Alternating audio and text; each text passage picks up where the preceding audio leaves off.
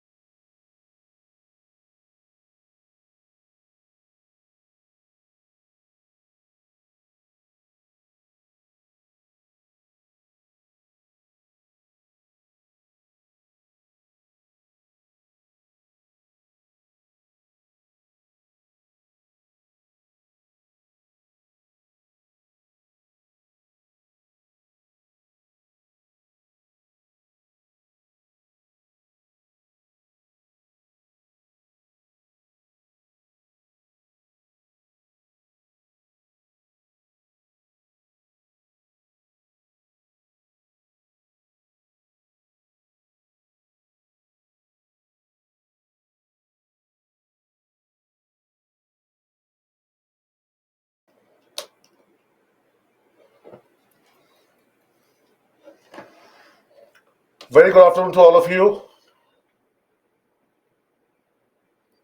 And a very warm welcome to Baiju's exam prep IS.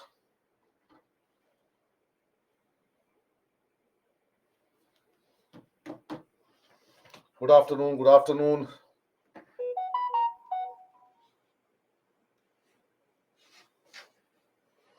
Sorry for the delay.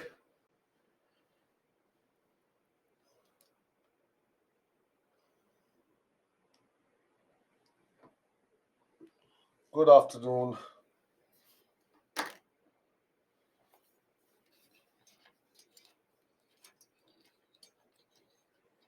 Residing class history. What is that, Pooja?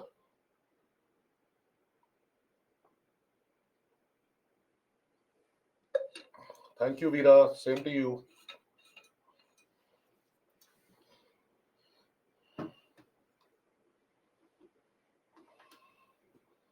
I'm good, Dikshit. How are you doing? We are meeting after 1 year.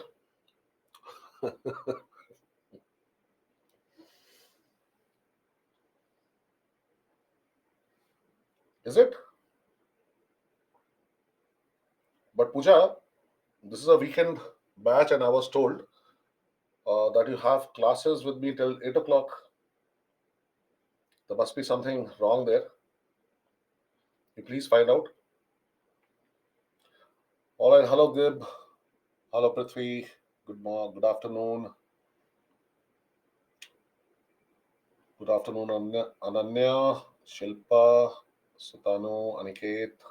All right, sir. So let us start from where we left. So these are certain topics that we have already finished. Number system, divisibility rules, LCM, HCF, average, ratio, proportion, cyclicity, percentages, simple interest, compound interest, and problems on ages. All right. So here we were left with profit and loss, then these two topics, and then apart from problems on ages, the other topics on the right hand side, which we would complete by tomorrow. Let's begin with profit and loss. Good afternoon, Glenn. All right, let's start. Now, you people must be remembering from your earlier classes that cost price happens to be the price at which an article is bought. Selling price is the price at which an article is sold. If selling price is greater than cost price, then profit is made. Obviously, if you have bought something for 100 rupees and you sell it at 120 rupees, that means you're charging 20 rupees extra. This happens to be your profit. And if you are selling it at 80 rupees, that means you're selling it at 20 rupees lower. So that is your loss. Profit percent or loss percent, they're always made on CP, cost price. So actual profit or loss by cost price into 100, that is what we have. Marked price. See, you must have seen this MRP written, no? What is MRP? Maximum retail price. All right. So that is a maximum price at which an item can be sold. Discount is the amount that is reduced by the seller while selling the article. So discount percent is always calculated on the marked price. So this is one phenomenon that we are always looking for in our life, discount. So whenever you go to a shop, you always ask for discount, don't you? Chalu Raja, hi. All right, let's start.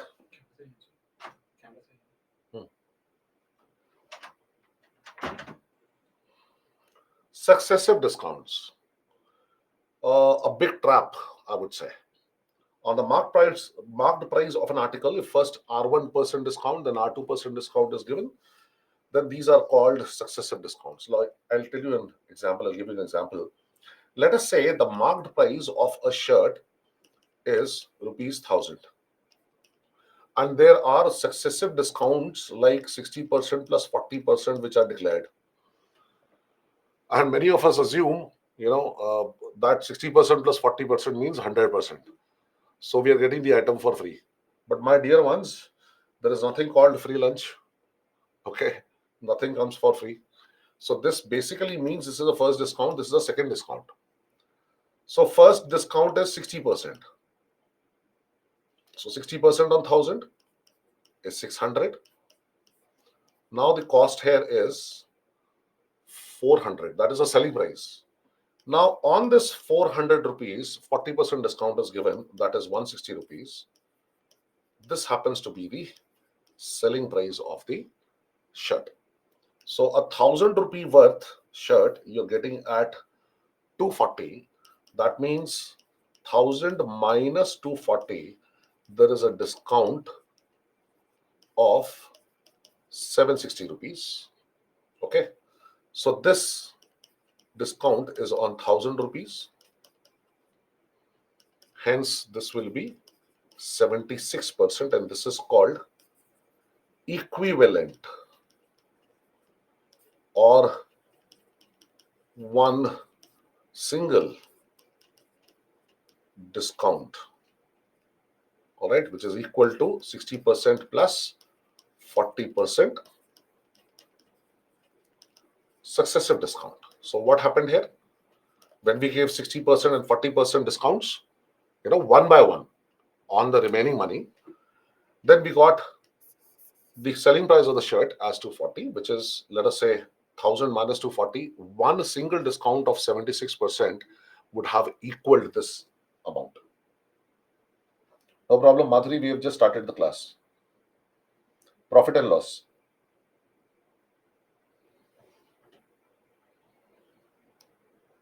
Okay, so as it is, these are the fractional equivalents of the profits, the selling prices. Now, this is something I want you people to remember. You remember in percentages, we had this A is equal to 1 plus more percent or 1 minus less percent times B. Now, similarly, here, selling price is 1 plus profit percent or 1 minus loss percent into CP. I want you people to note this down in your notebook. Please tell me. Good afternoon, Anupali.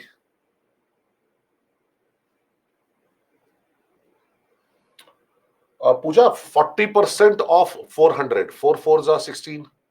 40% of 400. So 400 multiplied with 0.4, you get 160. 40% is 0.4.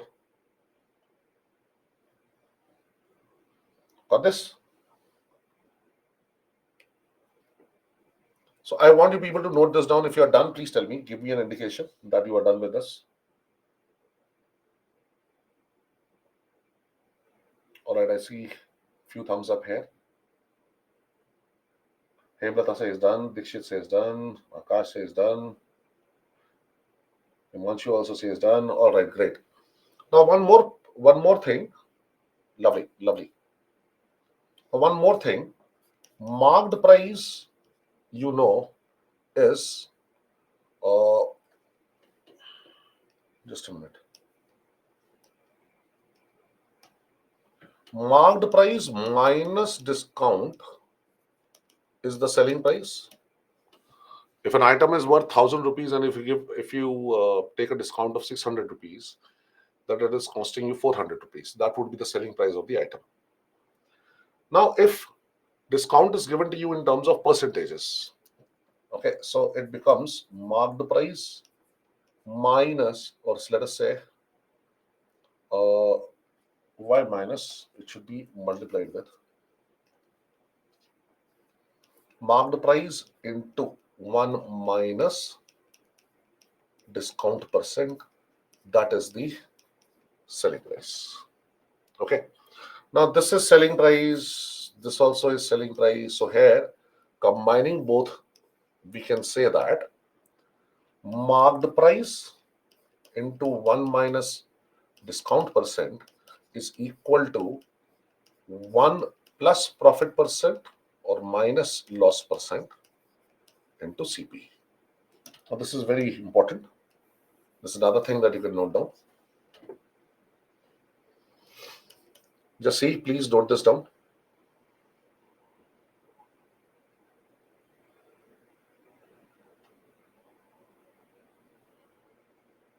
Lovely. So if there is a profit percent of 20%, then selling price is 1 plus 0.2 times CP, that is 1.2 times CP. And 1.2 is written as 6 by 5. Similarly, 25% profit means 1.25% times CP, and 1.25 is written as 5 by 4. Okay. 33.33% profit, so 1.33 times CP, that is written as 4 by 3. And 40% profit means 1.4 times CP, that is written as 7 by 5. Okay. Now, in case of loss, if there is a loss of 20%, 1 minus 0.2 is 0.8 times CP. All right. Out of the cost price, 20% goes away. So how much remains? 80% remains. What is 80%? 0.8. And 0.8 is written as 4 by 5. Similarly, 25% loss means 1 minus 0.25, 25% gone, so 75% remains, which is 0.75, which is written as 3 by 4. 33.3% loss means 66.67% remains, so that is 0.67 times CP, which is written as 2 by 3. And 40% loss means 60% remains, 40% gone, so 60% of cost price remains, which is written as 3 by 5. So fractional. CP is cost price, Pooja. CP is cost price, the price at which an item is bought, and SP is selling price, the price at which an item is sold. Okay, same things I have written here. You can just go through them. You don't have to memorize them as such. All right. Just go through it on daily basis. Some of these figures you will remember. So not an issue. Now, very fast, I want answers to this question. Like if an item is bought at rupees 1000, if it is bought, then this is the cost price CP, and sold at rupees 1300. So this is the SP. Then find out the profit percent. You know that profit is SP minus CP, that is 1300 minus 1000, which is 300. And profit percent or loss percent is always calculated on cost price. So the actual profit here is 300, cost price is 1000 into 100. So these go. So it shall be a perfect. Perfect, you got it very well. Okay. Yeah, Pooja, if we have an item worth, let us say 1000 rupees, okay, and if there is a discount, let us say of 20%, then what do? That is 200 rupees gets deducted. The item is sold to you at 800 rupees, that is 200 rupees less. Okay, so that is the selling price. So selling price here is marked price into 1 minus discount percent. All right. See, marked price here is what? 1000. 20% you have availed the discount. So 20% discount is given to you. If 20% is given to you, 20% out of 1000 is reduced, then how much remains? 80% only. Okay. So that is 1 minus 0.2, right? 20% discount is what? 20% is 20 by 100. Remember from percentages? So that is 1000 into 0.8, which is equal to 800. Get it?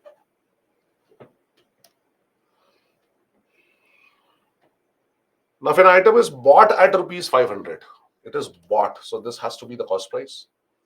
Sold at 20% profit. So profit percent is given to you as 20%. Okay. What will be its selling price? What do you have to find out? Selling price. Now you know the formula. It is written in your notebook also. So here, because profit is being made, so 1 plus profit percent into CP. Just substitute the values. Selling price is what you need to find out. Okay. So 1 plus profit percent is how much? 20%, which is 20 by 100, equal to 0.2. So 1 plus, just a minute, 0.2 times, what is the cost price? Cost price given to us is 100. So this is 1.2 times 500. 12 fives are 60. So this should be selling price equal to 600. Correct, you got it. No, Dipinder. 20% of 500 you find now. 20% is 1/5. 1/5 of 500 is 100 rupees. Directly add to it. So 100 rupees is the profit that gets added on to 500. 600 rupees is the selling price. If an item is sold at rupees 1200, so what is this? This is the selling price. At a profit of rupees 300. So what is this? Profit. Find out the profit percent. So what do you have to find out? Profit percent. Okay. So for that, we need to find out cost price, because profit percent or loss percent is always calculated on cost price. Correct? Now we know here that profit is equal to selling price minus cost price. So cost price here is selling price minus profit. So this is 1200 minus profit of 300. Cost price must be equal to 900. Okay. So profit percent is, actual profit is of 300 rupees given here, by cost price, which we just now found out here, into 100. These cancel. 3 by 9 is 1 by 3. 1 by 3 you know is 33.33%. I'm just hoping that you people must have memorized the fraction to percentage conversion and the other way around also, that is percentage to fraction conversion. Perfect. You got this.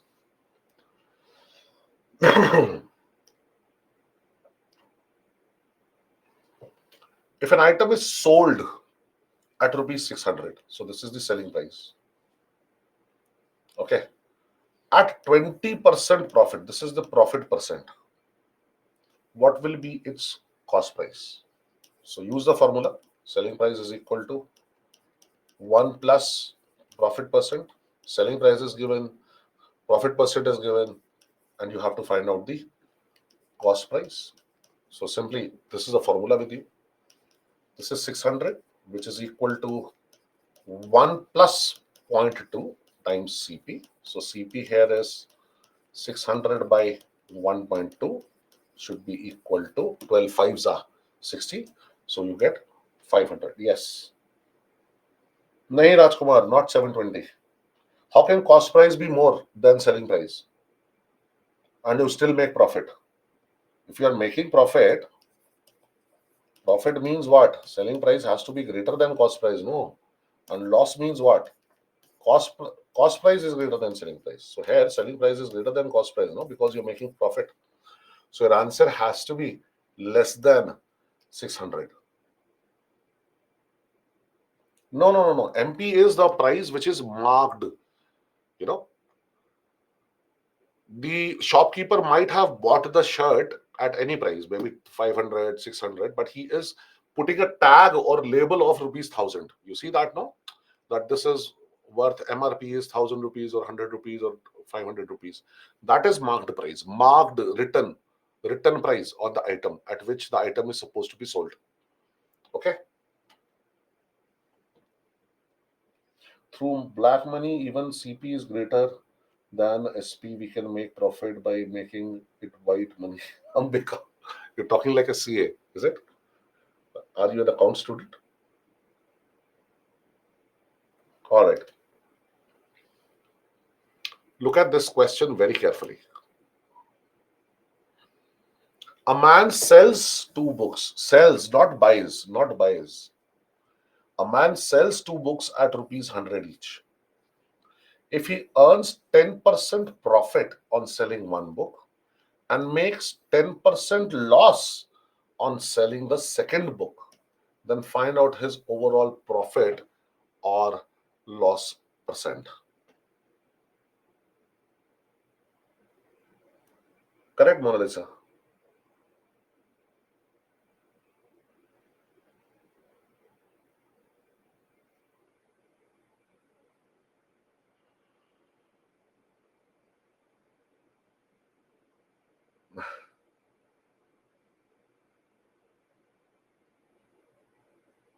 Okay, let me just give you a poll. Okay, and then let us see how you people fare in this. Okay, now mark your answer in the poll. You will know. Some of you are going to be surprised.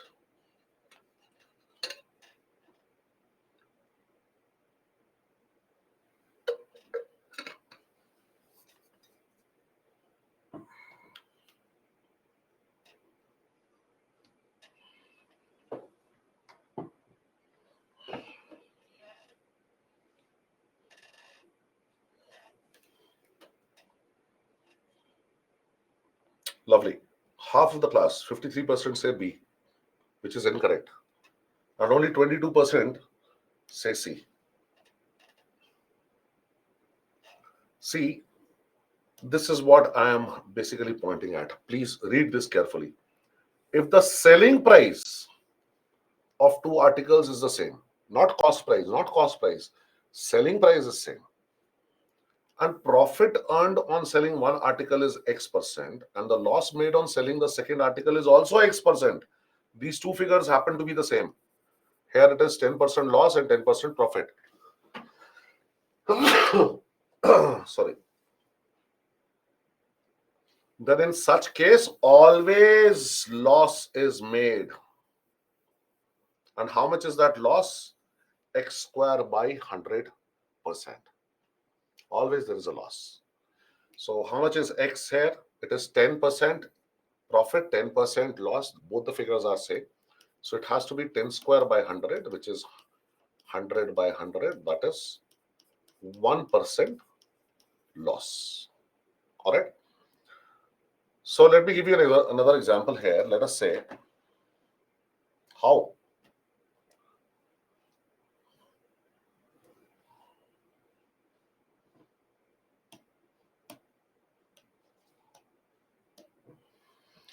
So let us say selling price of one item is 100.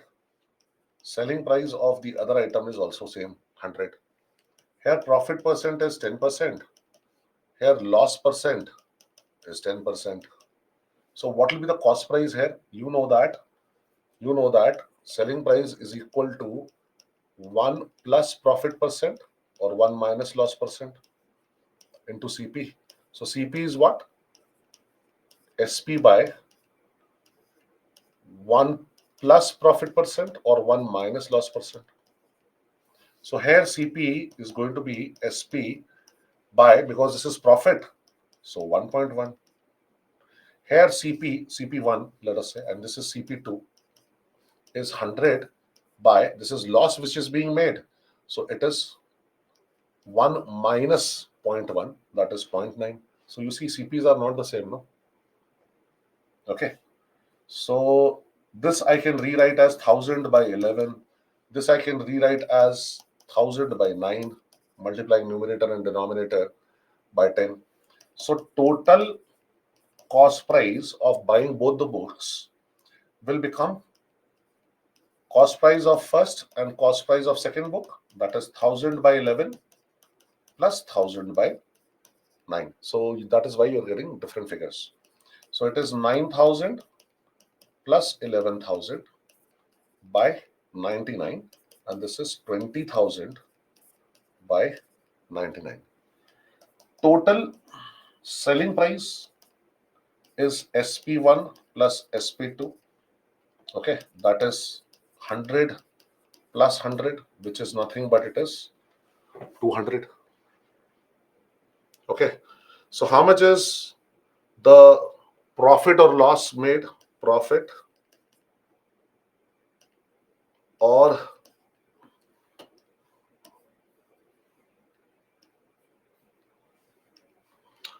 profit or loss made. See, if you see this 20,000 by 99 is greater than 200 actually. So it is going to be loss only. Okay. So where here CP is greater than SP. Alright, 20,000 by 100 would be 200. But 20,000 now is divided by a smaller figure. That is 99. Okay. So loss here is 20,000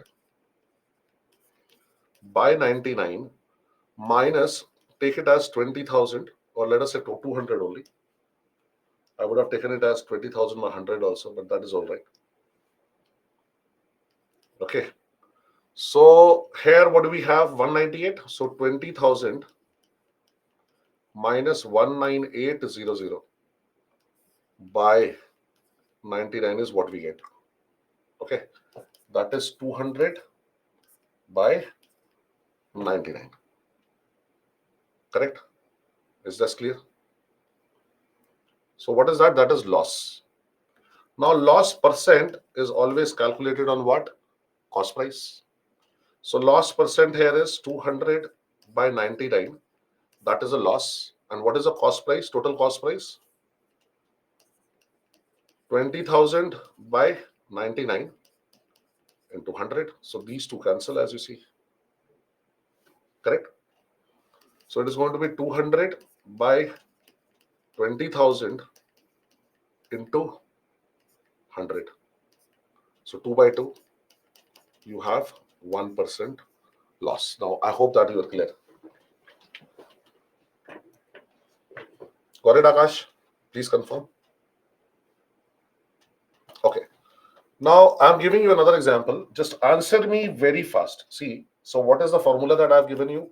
There is always a loss of x square by 100%. Okay. If selling price is same. Selling price is same. If cost price is same, then no profit, no loss. If cost price of two items is 100 rupees, then on selling one item at 10% profit, you will get 10 rupees profit. On selling the other item at 10% loss, you will lose 10 rupees. So 10 rupees you got, 10 rupees you lost. So no profit, no loss. But when cost price is same, okay, then no profit, no loss. But when selling price is same of two items, and on one item X% profit is made, the other item X% same percent loss is made, then there is always loss which is made. Now I hope that you are clear about it. So let us say that selling price of two items is 1500. It actually doesn't matter. Selling price is same. That is all that we want to know. On one item, profit is 20%, and the other item, loss percent is 20%. What would be overall profit or loss? First of all, tell me, profit will be made or loss will be made? Yes, correct. So this shall be 20 square by 100, that is 400 by 100, that is going to be equal to 4% loss. Perfect, you got it. You got this. Very good. Now you got this. Is this clear?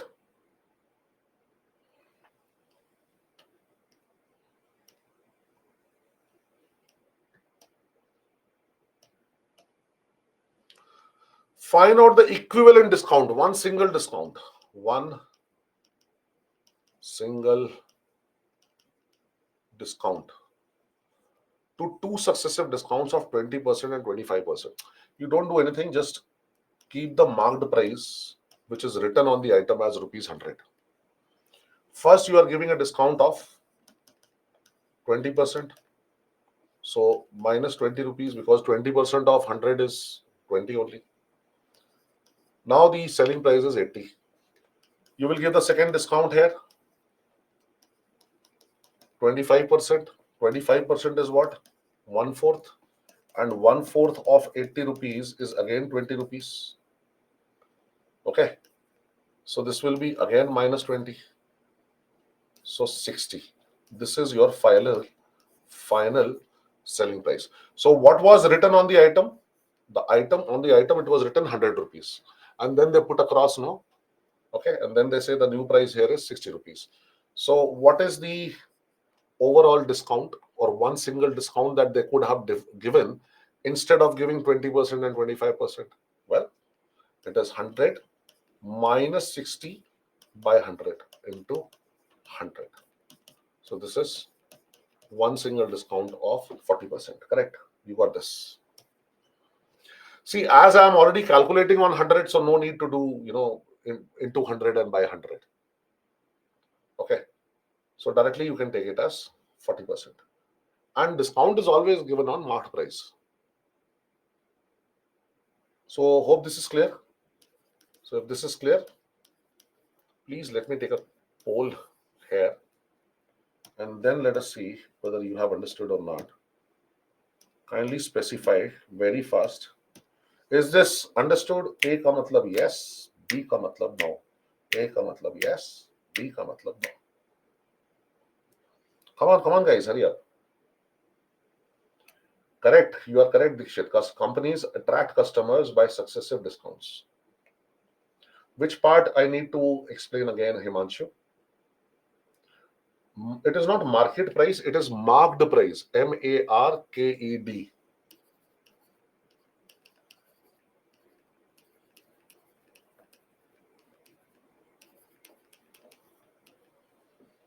Return price. No, SP is selling price, the price at which the item is sold finally. Got it?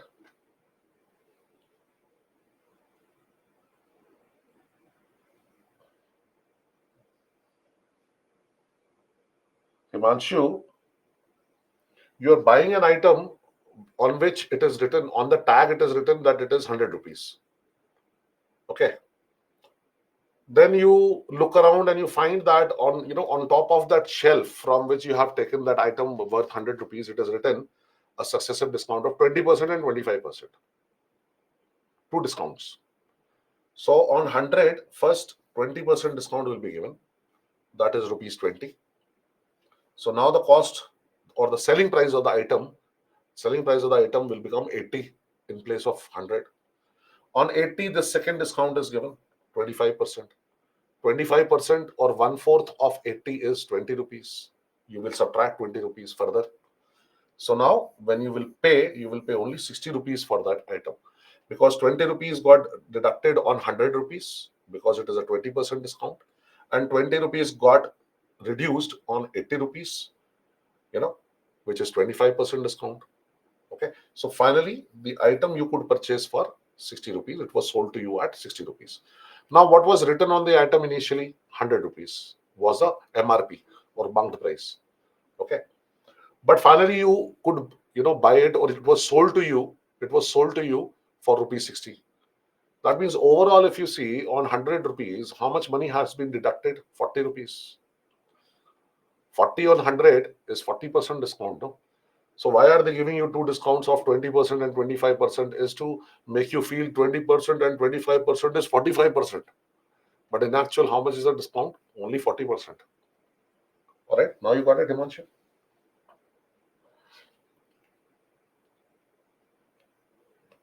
Nandini, it is given that this is discount 1 and this is discount 2. Discount 1 is given on marked price, 20% discount. So 20 rupees less, you get 80 rupees.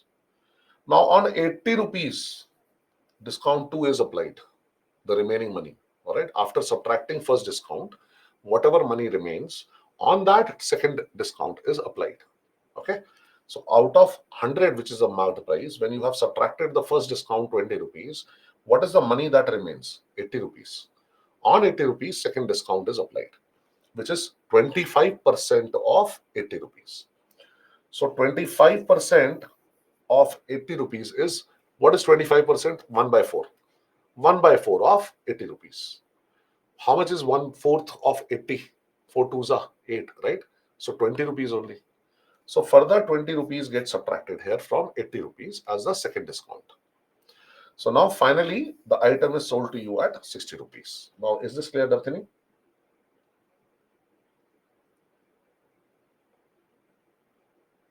That's what I said, Karan. Directly you can do. 100 minus 60 because I have taken 100 here. So no need to perform these calculations. So directly you can do this. I've already told you this.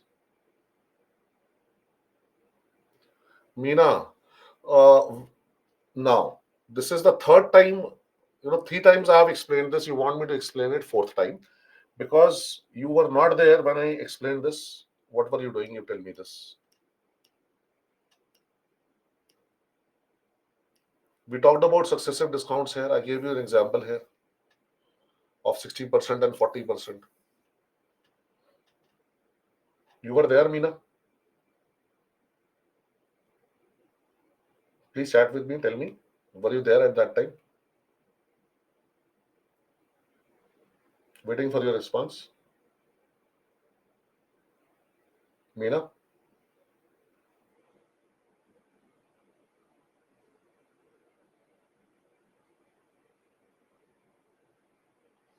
So I have already explained it here. This is your discount one. This is your discount two. All right. Discount one is first applied on marked price. Discount two is applied on remaining money. All right. And then here also I am explaining to you the same thing I have explained three times. Discount one, 20% applied on 100 rupees. So now 80 rupees is left. Discount two is applied on 80 rupees. So now 20 rupees more is subtracted. Four times I have explained. These are two discounts which are given. First discount is on marked price. The second discount is on remaining amount after deducting the first discount. Oh, great, Asif. You can follow my lectures in the tablet also.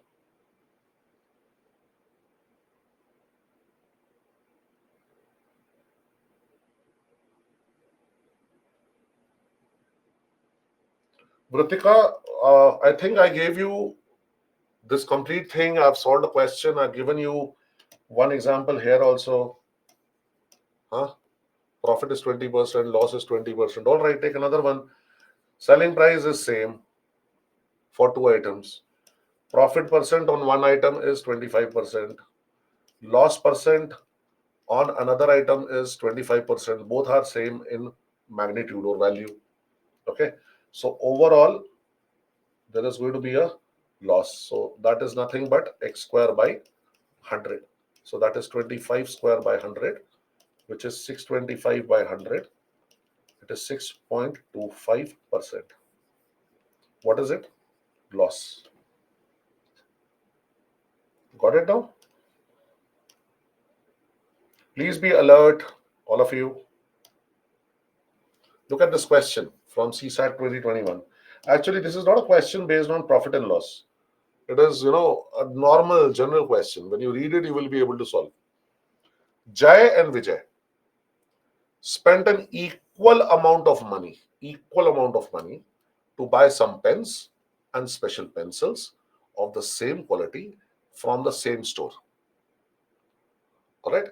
Now, further, it is given Jay bought 3 pens and 5 pencils. So, how much did Jay buy? 3 pens and 5 pencils.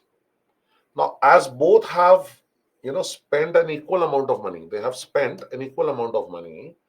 So, this would be equal to what Vijay buys. Now, Vijay has bought 2 pens and 7 pencils. So, this is equal to the cost here is equal to 2 pens and 7 pencils. That is it. Over. So 3 pen minus 2 pen is equal to 7 pencil minus 5 pencil. So cost of 1 pen is equal to the cost of 2 pencils. Now read this. The price of a pen is 2 times the price of a pencil. Yes, correct, Dikshit. No problem, Ritika.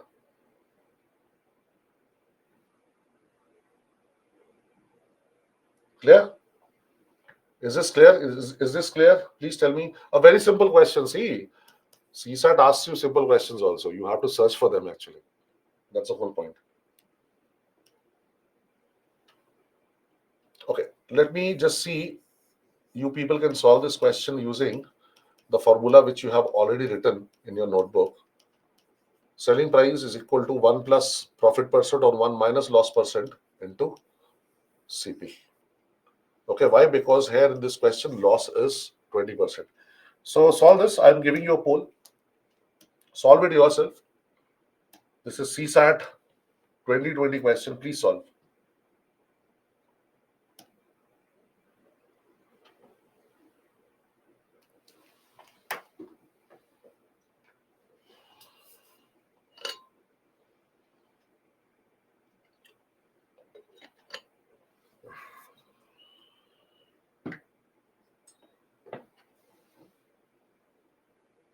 Very good, Dikshit. All right, mark your answers in the poll.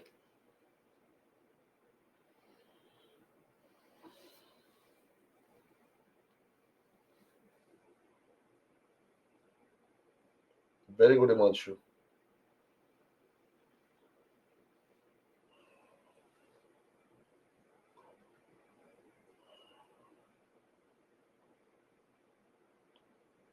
Very good, Shilpa. Very good, Prithvi. Very good, Akash. Very good, Usna. Very good, Yara.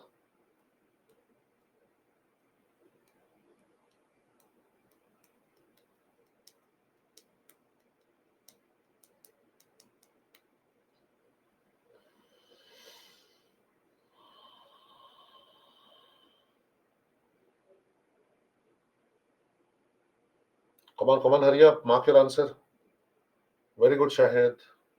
Very good, Karan. All right, 49% got it correct, half of the class. Why so when I've already written the formula? What are you trying to do? You're calculating 20% on 3 lakh. Why? Sold, this is what is selling price. You don't calculate profit or loss percent on selling price. You always calculate it on cost price. And moreover, I have written the formula here. Then why you have not followed the instructions? Huh? So, what is the selling price? 3 lakh is equal to 1 minus what is the loss percent? 0.2. What is it that you need to find out? How much did he spend to buy the car? That means how much did the car cost him? Cost price you are supposed to find out. So cost price here is 3 lakh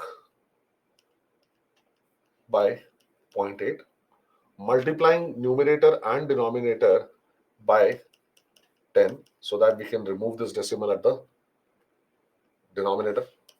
So it will become 3, 1, 0, 2, 3, 4, 5, and 6 by 8. Simple division you have to incur now. Okay, sir. So 8 threes are 24, 60 remains. So 8 sevens are 56, 40 remains. So 8 fives are 40. He bought the car for 3,75,000 and then he sold it at 3 lakhs. That is how he incurred a loss of 20%. No. He has bought it at higher price and selling at lower price. Got it down, at least. All right. So that is profit and loss for you. Okay. Now I begin with my favorite topic here, permutations and combinations. So let me just take a view here. How many of you are comfortable with permutations and combinations? How many of you are comfortable with permutations and combinations? Let me see. A means yes, I'm comfortable. B means no, I'm not comfortable.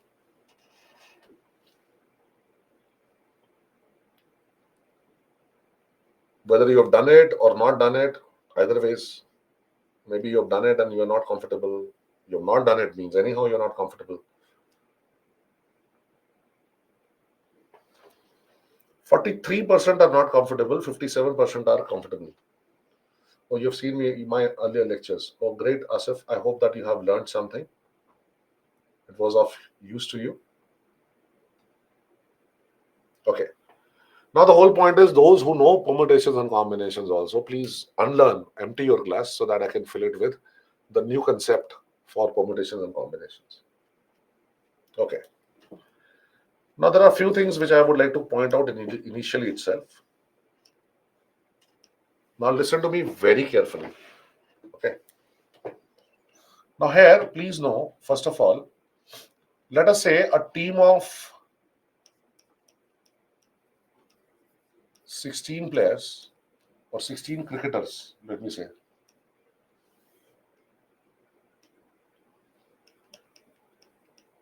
is selected.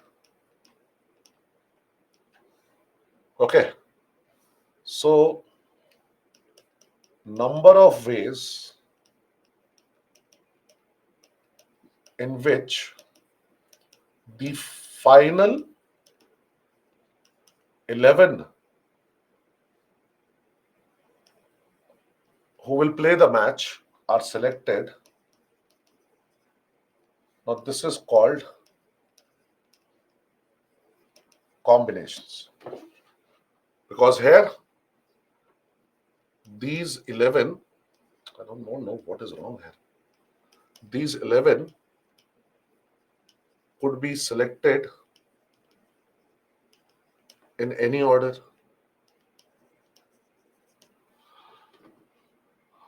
Isn't it so? So, if I ask you to select Team India, so you will say, sir, Virat, Rohit, and Bumrah will definitely be there, sir. Now, see, Bumrah bats towards the end, but you have selected him before anyone. So, order here is not important. A team of 11 out of 16 can be selected in any order. All right. But the number of ways in which you can select 11 players out of 16 players is combinations. Okay. Now, setting the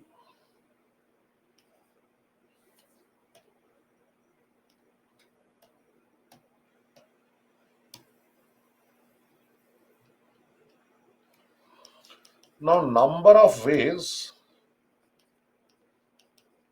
in which the batting order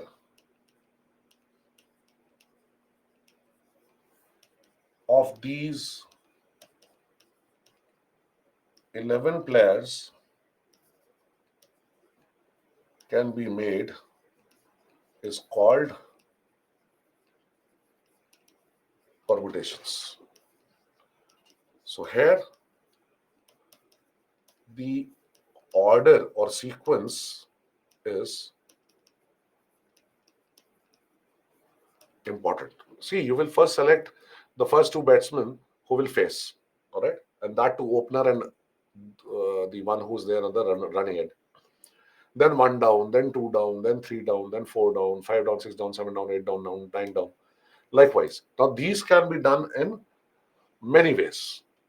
Now these are called permutations where the sequence or order is involved. Where you are just selecting people and the order is not important is actually the combinations. Wherever the number of ways in which you are arranging things in which the order is important, sequence that first this will come, then this will come, then this will come, then this will come in this particular order and fashion, that is permutations. So firstly, know the difference between permutations and combinations. Okay. Permutations is an act of arranging objects or numbers in order, and combinations are the ways of selecting objects or numbers from a group of objects or collections in such a way that the order of the objects does not matter, obviously. Okay, so definitions have always been, difficult for me also. If you understand the logic, you can put it into your own words. Okay, but learning the exact definition, I think it has been a problem for all of us because you have to mug it up, isn't it, sir? Word by word. Okay, correct, correct, Asif. Now, combinations and permutations are actually, permutation is represented by letter P and combination is represented by letter C. So permutation is NPR and combination is NCR. I will explain what is N, what is R. Hold on, have patience. This is N factorial by N minus R factorial. I will explain this. And this is N factorial by R factorial into n minus r factorial. All right. Now let us come to this. What is n? Total number of objects or things available. Okay. What is r? Total objects to be selected. So out of 16 players, we had to select 11 players. All right. So here the combination is going to be out of 16 players, 11 are to be selected. So it is 16C11. All right. That is important.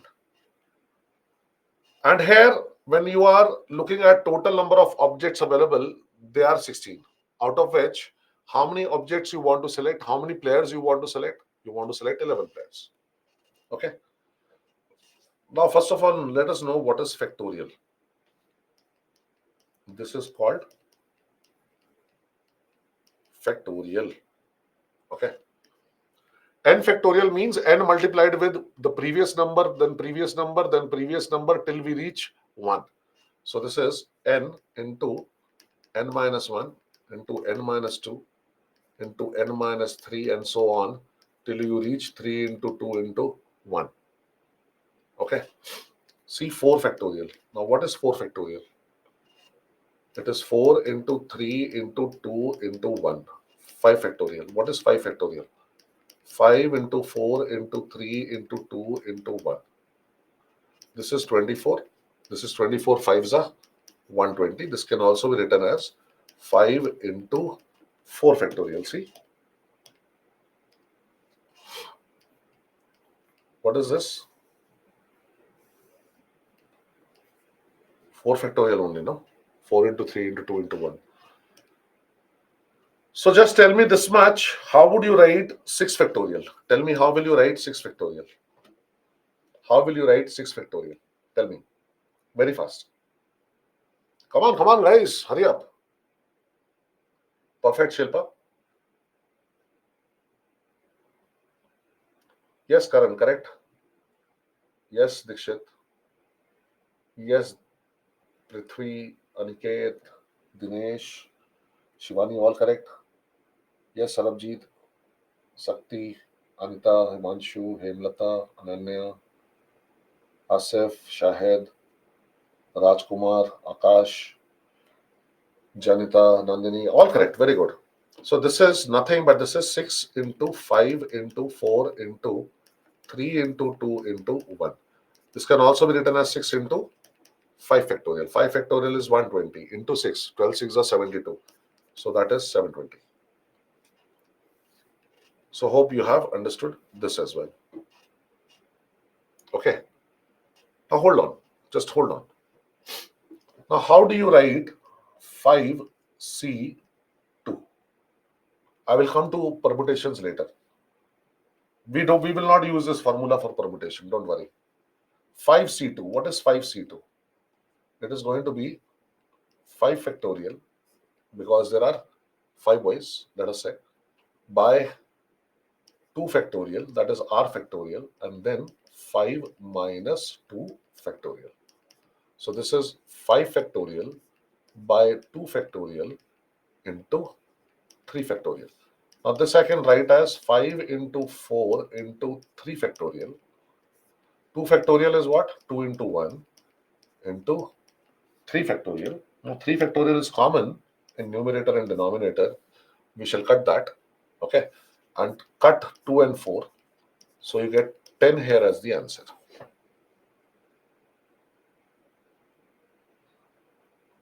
Forget about NPR, Ambika.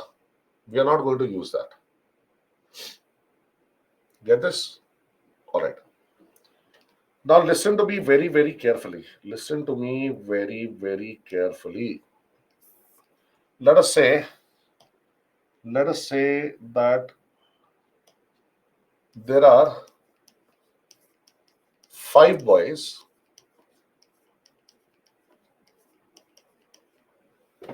who are eligible for a debate competition. 5 boys which are eligible for a debate competition. All right. And you are the school head, and you have to select out of these 5 boys and send them for inter-school debate competition. If the management tells you that you have to select only one out of five, if the management of the school tells you that you have to select one boy out of 5 boys, in how many ways can you select one boy out of 5 boys, and how would you represent it in terms of NCR? Yeah, Dikshit, 5 is the answer, all right. But then how would you represent it in terms of NCR? Correct. Yes, Janitha. Yes, Yara. Yeah, Shilpa, that is correct. Tell me in terms of NCR.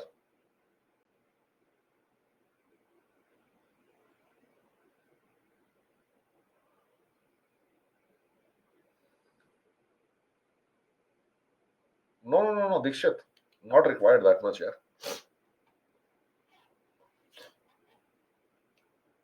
So here, one boy to select one boy, it can be done in 5C1 ways. Now, here directly, I want you to remember that it is going to be equal to 5 because NC1 equals N. NC1 equals N. Out of 5 boys, you're going to select one. 5 boys available. How many you want to select? One only, right? So 5C1. Total available is 5. C, total to be selected, 1. So 5C1. So is this clear? Tell me how much will be 8C1. Tell me how much will be 8C1. 8C1 very fast. Type. Come on, hurry up. Come on, you want to learn. You need to be fast. Hurry up. 100C1. Tell me 100C1. Hurry up. 100C1. Lovely. You got this now. Okay.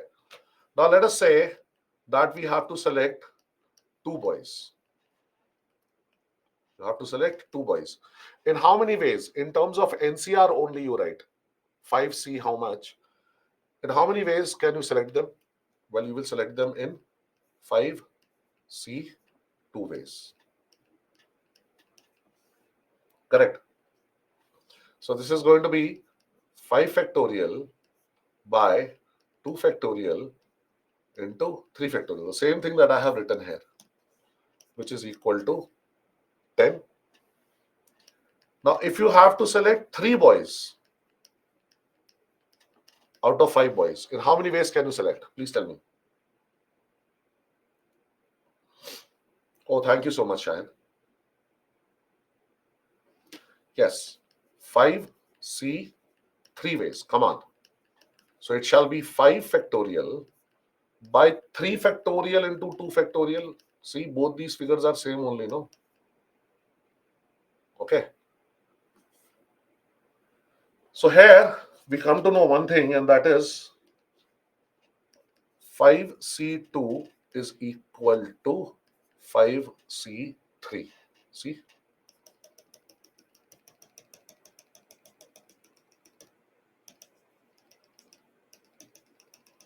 Both are same, no? So from this, you conclude that NCR is equal to NCN minus R.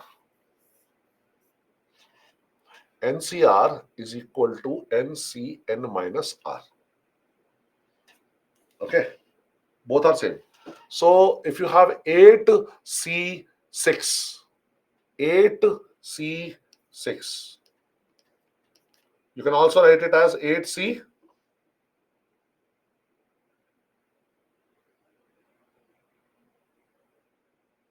Correct, 8C2. So if we have, let us say 10C7, how can you write 10C7? 10C3. So these all will be same. All right.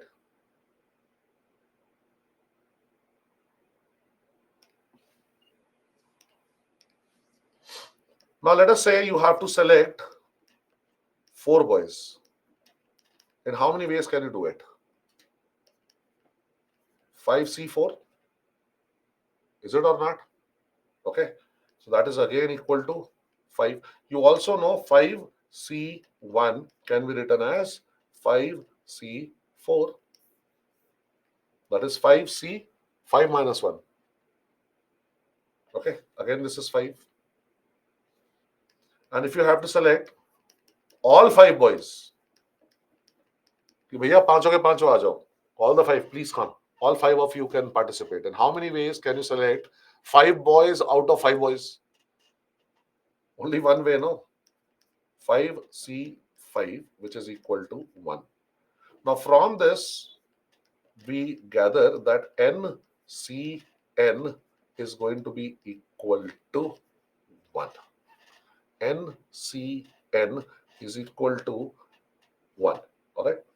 So tell me, 100C100. 100C100. What will be the value? Very fast. 100C100. What will be the value?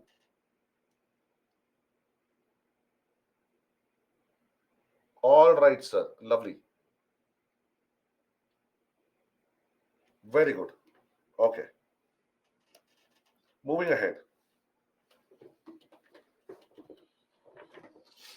I want to talk a little bit more about NCR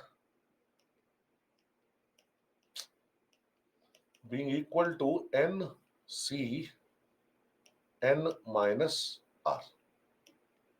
Okay. Arey yaar.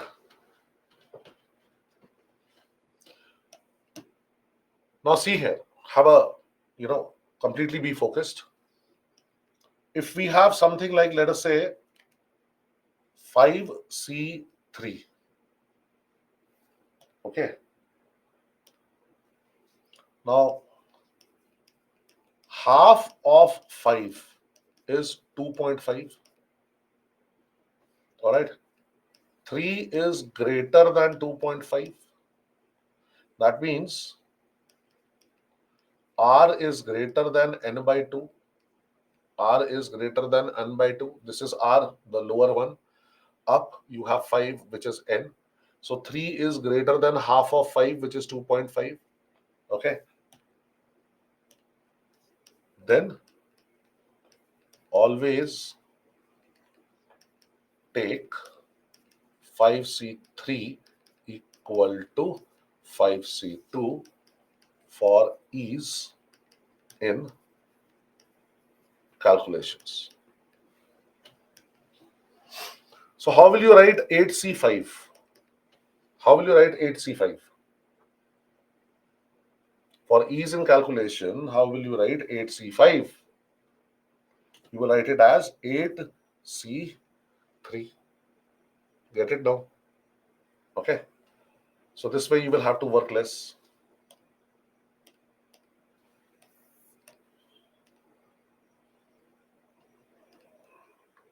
Now see here, 5C2. You know this is 5 factorial by 2 factorial into 3 factorial. So in your calculation, you will do it like this: 5 into 4 into 3 factorial by 2 into 1 into 3 factorial. You will cut these two, you will cut these two, and you will get 10. I want you to save some time. Okay. So directly what we are going to do, listen to me very carefully. So directly what we are going to do is, what is given to us in the denominator, or let us say not denominator, what is the value of R? 2. What is the value of N? 5. All right. So directly open N R times. Or so as to say, what you can do here is, as R is equal to 2. So there should be only two numbers in the numerator.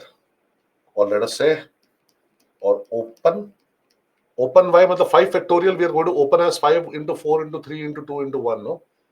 So, or open 5 only 2 times and write it as 5 into 4. So only two numbers should be there in the numerator. Okay, clear?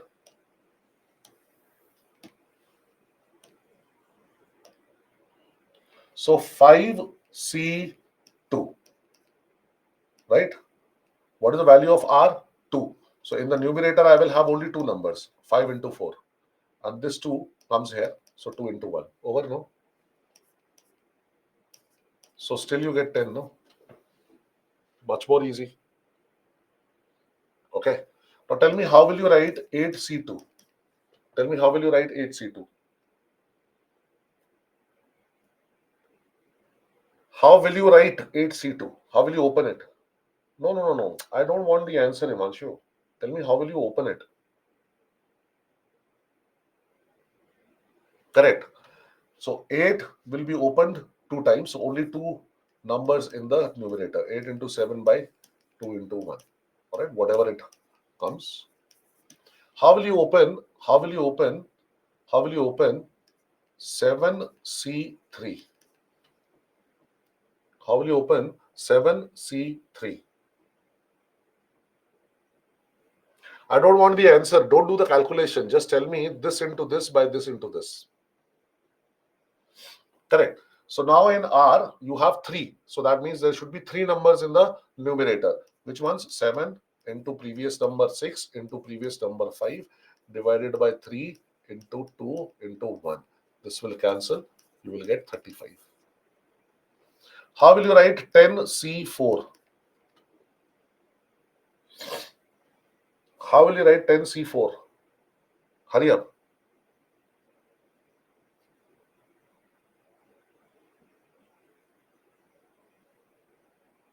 Perfect. So you will open 10 4 times. So 10 into 9 into 8 into 7.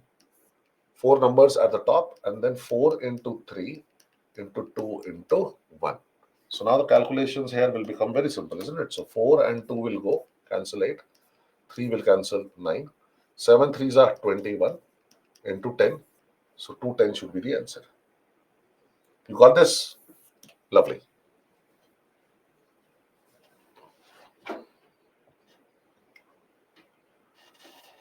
All right, sir. So NPR we are not going to use. Forget about NPR.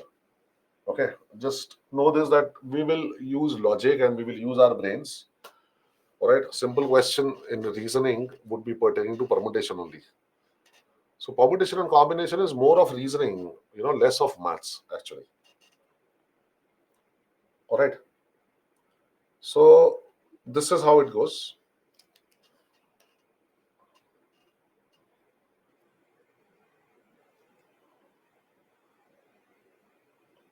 Now let us say there are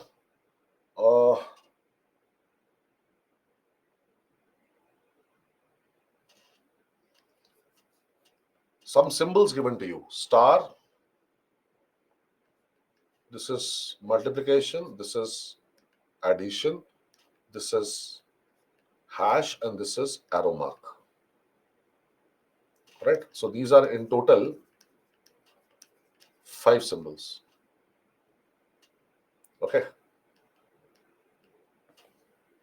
So here, how many pairs of symbols can be formed in an order without repeating the symbols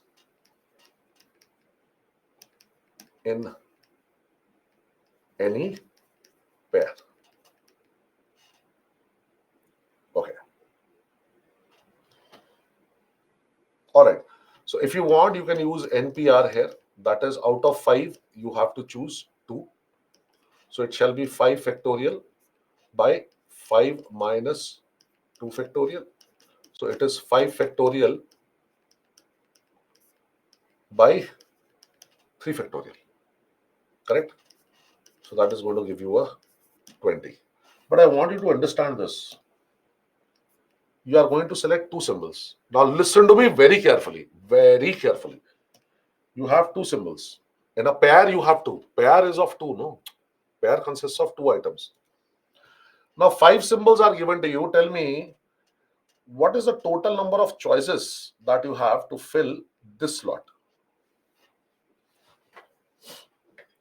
Out of 5, you have 5 choices, no? Yes. So out of 5, you can fill any one symbol here. 5 symbols to choose from to fill this slot. Now one symbol will be used here. One symbol will be used here. Okay. So how many will be required? How many options of symbols can you have for filling in this spot? How many symbols do you have to choose from? How many options do you have to choose from to fill up this slot? Only 4. One you have already used, no? And you're not supposed to repeat it. One you already used here, one symbol. So remaining out of 5 are 4. So you have 5 into 4, 20. Directly you can do. No need to do all this hocus pocus. Okay. So what if you have to, let us say, choose 3 symbols? Okay. Then what would you do?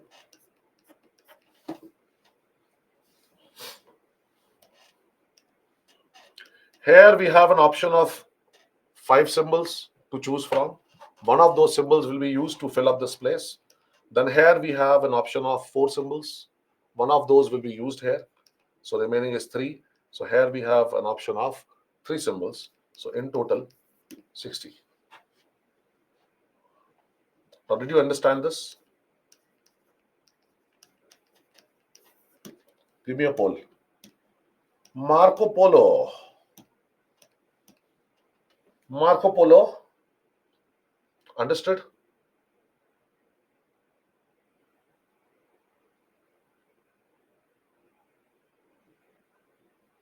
So Shivani, the whole point is you are not getting it. You are not focused. See, that is my problem with you guys, no? Okay, this is where I have explained, you can look into the video, Shivani. Order is important in permutation, all right? Both are ways of selecting, but order is important in permutations. Order is not important in combinations. So it's already given to you here. Then why repetitions here? Huh? No repetitions, please.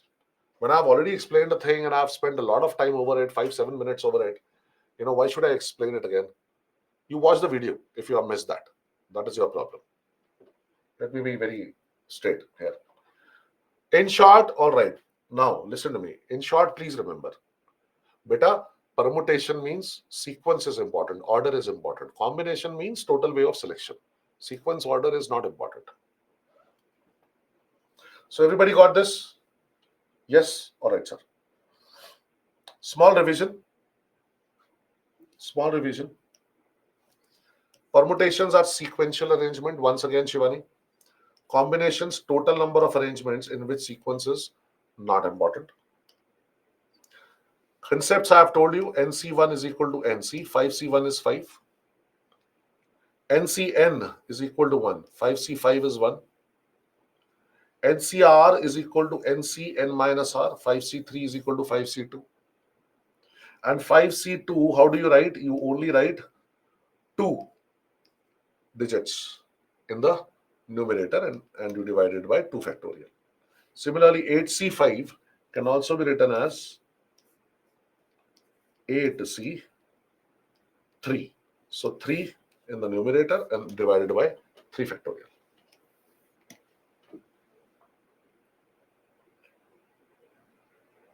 No, Akash, then if repetition is allowed, let us say, you have to select three symbols here.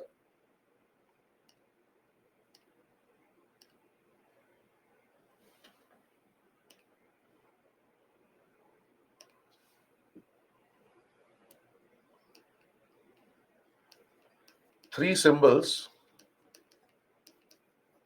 and repetition is allowed. Okay. Then obviously, two places, three places, no? Okay. Here also we have 5, here also we have 5, here also we have 5. So total 125 is. Then we will not reduce it by 1 as we are reducing it by 1. Minus 1, minus 1. Alright. We won't do that. Alright. We will only subtract 1 as we are going towards right hand side. If at all, we are not going to repeat that particular object. Okay. If we can repeat it, then the total number of symbols into total number of symbols into total number of symbols. You can have star, star, star, hash, hash, hash, plus, plus, plus, right? Likewise. Good. Now I want you to memorize this. 0 factorial is 1 and 1 factorial is 1. Now don't say, sir, don't ask, sir, why 0 factorial is 1? Find out for yourself. It is not required for your CSAT. What is required is 0 factorial is 1, 1 factorial is 1. All right. And as it is, the factorials, you know. Okay. And once more, n factorial is equal to n into n minus 1 into n minus 2 and so on till you get 3 into 2 into 1 till you reach 1. Okay. Multiplying backwards. This is explained. Now, how many three-letter groups can be made with the letters A, B, C, D without repetition of any letter? You're not repeating any letter. Tell me. So what do you want? Groups of 3, right? 1, 2, 3. And how many letters are given here? 4 letters. So to fill up this place, you have 4 options. Minus 1 because you have used 1 into 3 options here. So minus 1, you have used 1 into 2 options. All right. So 4 3s are 12, 12 2s are 24. Correct?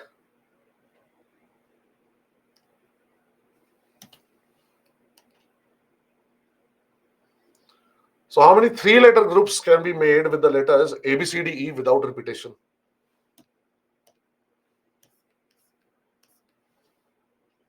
How many three-letter groups can be made? Tell me.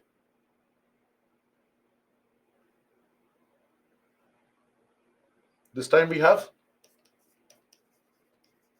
5 letters, right? So 5 into 4 into 3. 60. Yes. Good. Now be careful. Be careful. How many 4-letter groups can be made with the letters A, B, C, D, E, F, G? These are 7 letters, such that the first letter is a vowel. First letter is a vowel. Now, which are the vowels in general? You know, A, E, I, O, U. 5 vowels are there, no? Out of which are the vowels available here? A and E. Only 2 vowels are available here. So 4-letter groups that you will form here, 1, 2, 3, and 4. All right. Here it is given first letter is a vowel. So how many vowels do you have to choose from? You have only 2 choices of vowels. Is it or not? Either A or E. That's it. So you have only 2 letters to choose from. 2 options are there for you. Either you fill in A, you start with A, or you start with E, because the question says that you have to start with the first letter. Now in total there are 7. So 1 will be used here. Either A is used or letter E is used. So how many remain? 6 remain. 1 used here, so 5 remain. 1 used here, so 4. Okay, so always combine 5 and 2. Always combine 5 and 2.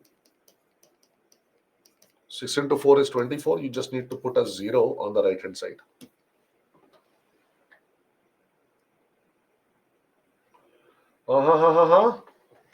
Panyala, join. Just check, no?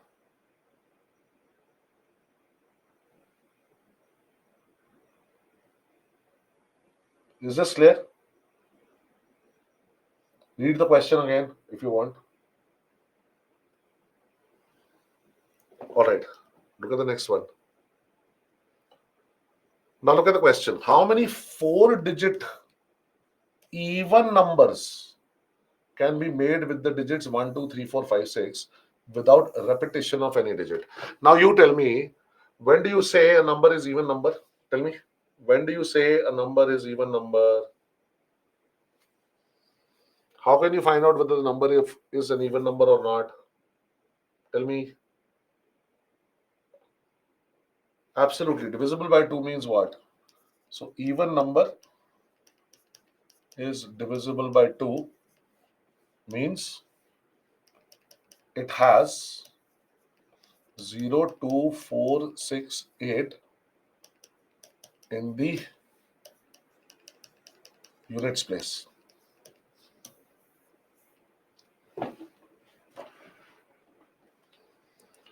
Clear? Lovely.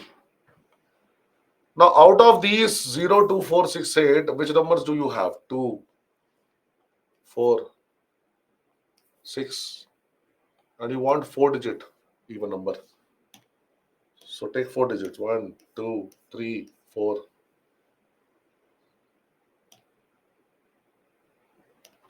So to fill up this place, now why this place? Now units digit will decide actually whether the number is even number or odd number.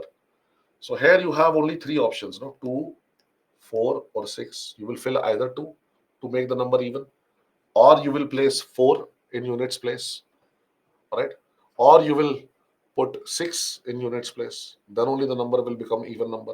So that means you only have 3 numbers to choose from. And these are how many numbers or digits? Let us say these are 6 digits. So 1, 2, 3, 4, 5, 6. So 1 digit gets used here. So 6 minus 1, you're left with 5 digits. Minus 1, so 4 digits. Minus 1, so 3 digits. So 5 into 4 is 20. 3 into 3 is 9. In total, we can have 180 numbers which are even. 180 numbers which are even. Correct, Karan? नहीं Karan देखो दोबारा देखो बेटा. You have taken 7. 7 into 6 into 5 कैसे होगा भैया? These are only 6 digits, no? Why are you getting 7? थोड़ा सा गलती से मिस्टेक हो गया, है ना?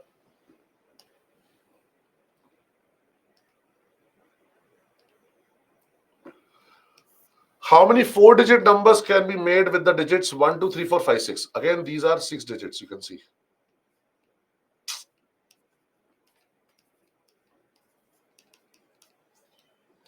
Which are divisible by 5.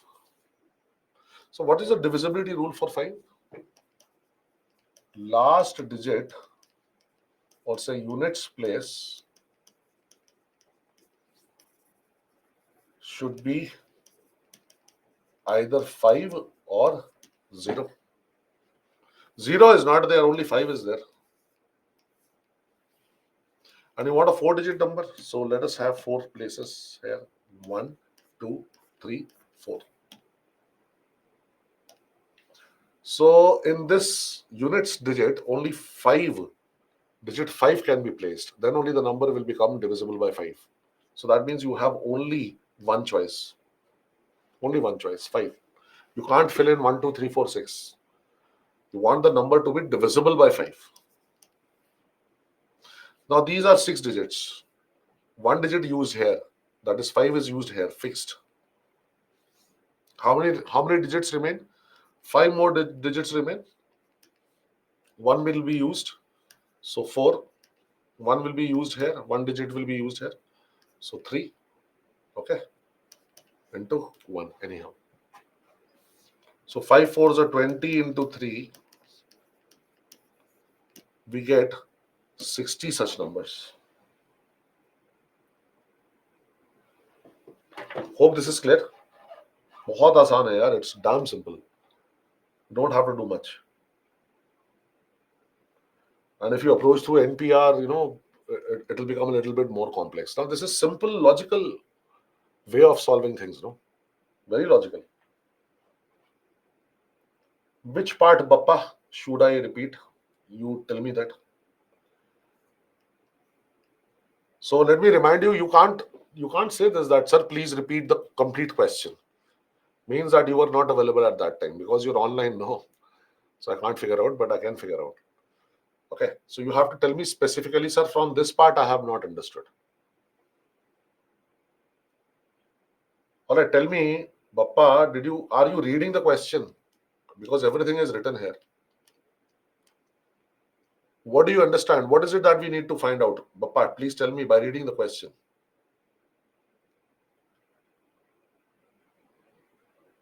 Come on, Shabash, tell me.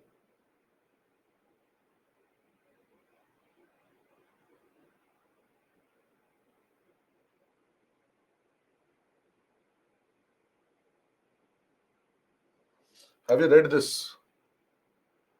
Last digit should be either 5 or 0. After that, it is also written, Bappa, divisible by 5. When do you say a number is divisible by 5? When do you say a number is divisible by 5? Last digit is 5 or 0. That is also written here. You don't have 0. Only 5 is available. That is also indicated here. So here at this place, which digit will go? You will have to place 5, no? Whatever may be the number, 5 has to come here, no? Okay, it could be 1, 2, 3, 5. All right, 6, 4, 2, 5. Last digit has to be 5, no? Okay. So we have only one number to choose from. I mean, there is no other choice. We will have to place 5 in the units place. And these are 6 digits which are given to us. Digit 5 is fixed here. So digit 5 is used to fill up the units place. So out of 6 digits, digit 5 has been used. So how many digits remain? 5 more digits remain. 1, 2, 3, 4, 6 to fill up this position. You have 1, you have 2, you have 3, you have 4, you have 6. All right. So you have 5 options, 5 digits to choose from. You will choose 1 digit and fill up this position. Now how many left? 4 are left. Out of that, you will choose 1 and fill up this position. Now how many left? 3 are left. That is why I am writing -1, -1. Okay. And then I have multiplied these.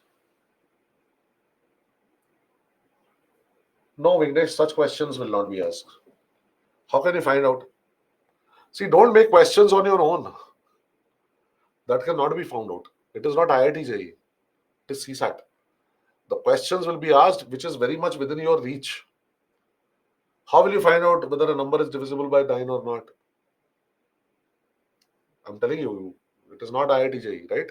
Don't worry. Why 2 not taken instead of 1? What do you mean, Dipinder? There is only 1 digit, 1 option. 1 is not digit which is filled here. 1 option.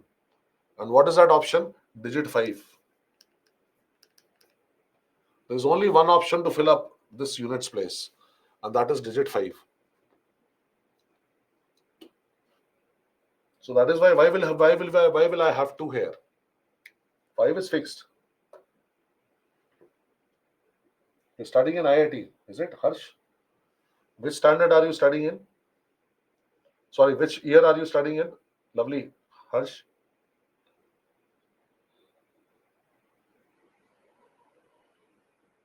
Second year, lovely, very good.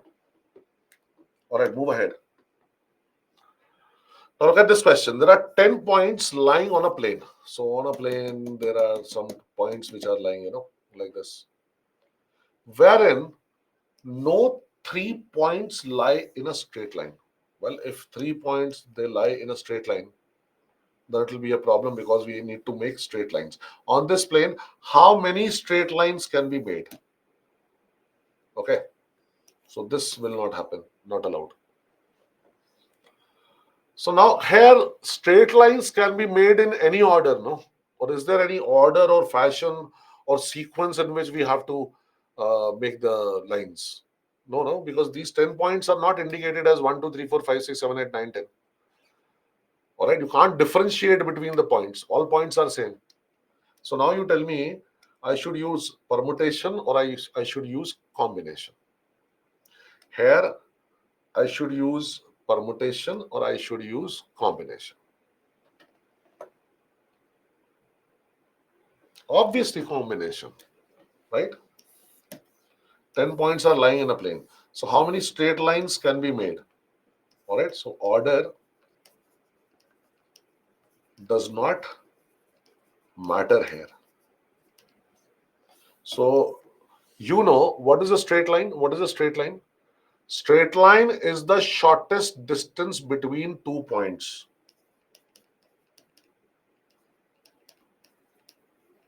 Straight line is the shortest distance between 2 points. So out of 10 points, how many points do we require to make a straight line? Only 2. So 10C2 over. So this will become 10 into 9 by 2 into 1. Cancels, goes by 5. So there are 45 straight lines that you can make. Nothing more, nothing less.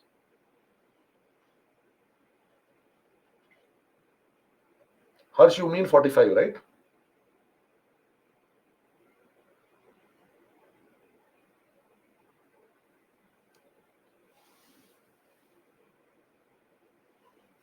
Ganesh, 2 question mark means what? Straight line is the shortest distance between 2 points. So to form a line, how many points do you need? This is a point. Now you have to form a line. Obviously, you need another point, no? All right. Then only you will be able to form a line between 2 points. Very basic here. Now see here. Carefully you read. There are 10 points lying in a plane. Again, wherein no 3 points lie in a straight line. On this plane, how many triangles can be made? How many points do you require to make a triangle? How many points do you require to make a triangle? Type re, Haryappa. Everybody type. Why is it that others are not typing? You don't have a representative here who's going to reply on your behalf, right? Huh? So tell me now, how should I solve the question? You tell me. Okay, Sakti, good. But let us not type the answer. Tell me, what should I do? How will we solve this question? Correct, Panela. Very good, Dinesh. Yes, Ambika. You got this. Yes, Sakti. Yes, Dikshit. No, Shilpa. Why permutation? Order is not important here. How do you know first you have to form this triangle, then this triangle, then this triangle? How do you know that? Correct, Vignesh. Correct, Janita. Correct, Shivani. Correct, Sarabjit. But Sarabjit, tell me the method, no? Yes, Anshika. Yes, Hemlata. Yes, Dinesh. No, 10 factorial, 9 factorial, 7 factorial. No, no, no, no. This is not how you write it. Yes, Sutanu. Combination only, no? So this is nothing but there are 10 points available with you, and you have to choose 3 points to form a triangle. So it is 10C3. And how you write 10C3?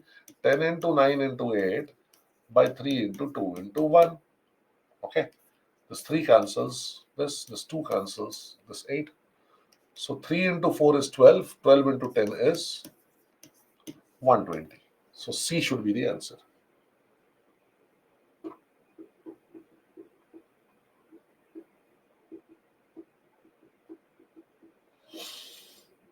कोई बात नहीं Dinesh, small mistakes happen.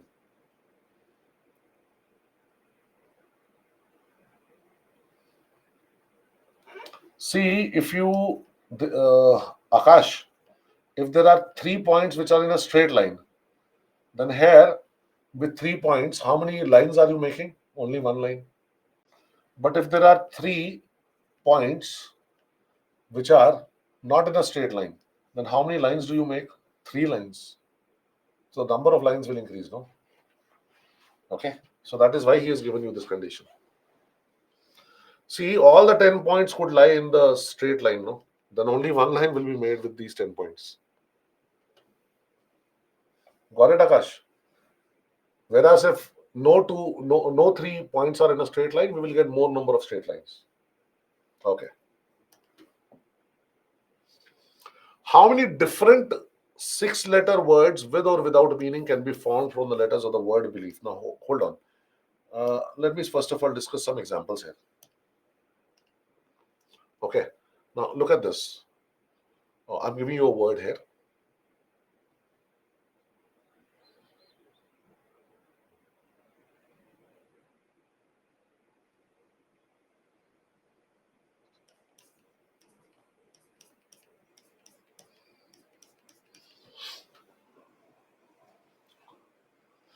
You have a 5-letter word, right? It is a 5-letter word. So, how many words can be made? Now, these words are actually 5-letter arrangements.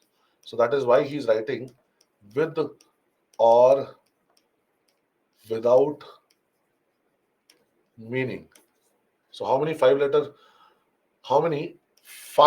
words?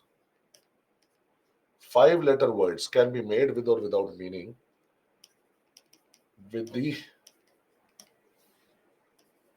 letters of the word plane. See, plane here has 5 letters. All right. Now, 5 letters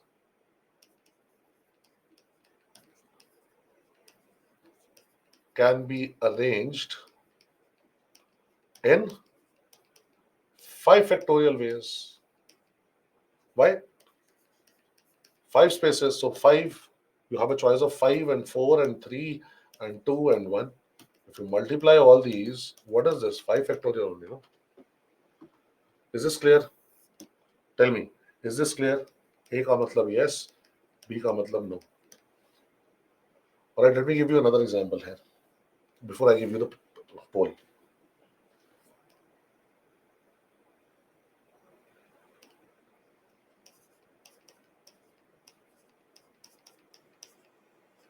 Stupid. All right. Now, this is a 6-letter word. So, how many 6-letter arrangements can you make without repetition? This is again without repetition. Yes, so it is 6 factorial.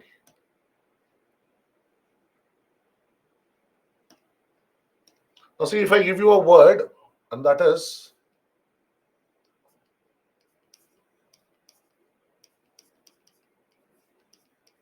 appeal. In how many ways can you arrange the letters of the word appeal so that you get 6-letter words with or without meaning and without the repetition of any letter?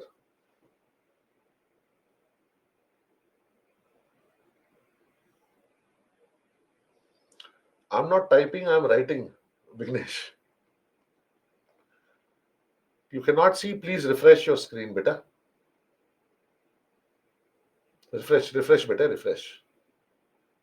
All right, look here. Here you have 1, 2, 3, 4, 5, 6.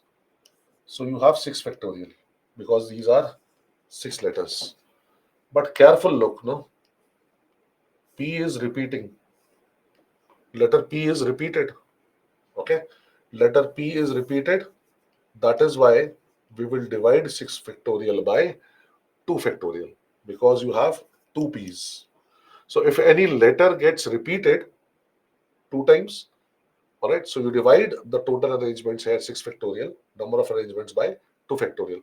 If P was written 3 times, then we would have divided by 3 factorial. Okay, clear?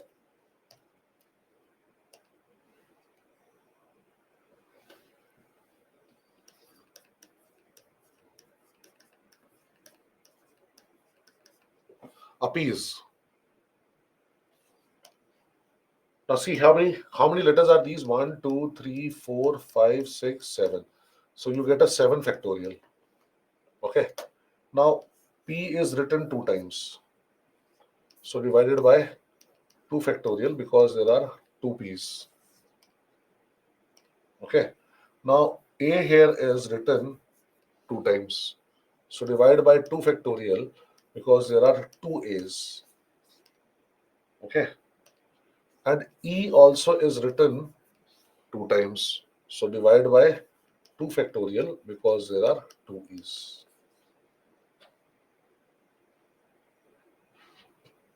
There is no such way, Sonu.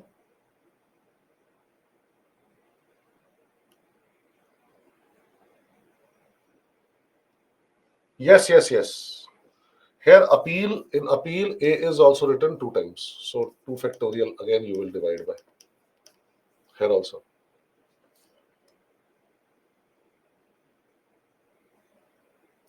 Correct. Thank you, Akash. Yes, thank you, Asif. Thank you, Shilpa. Thank you, Dinesh. Thank you, Vanessa.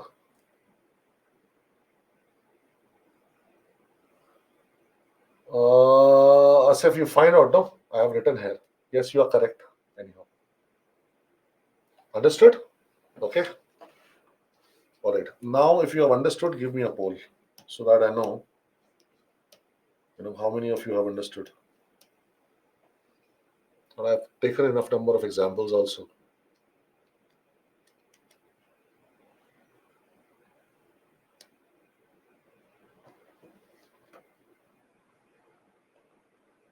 Anshika, before writing or, have you written something? 96%? 96%.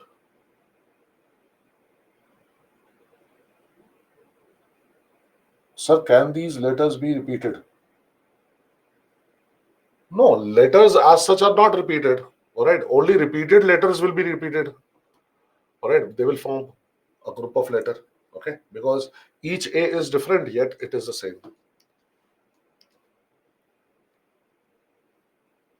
Solve this now. Belief.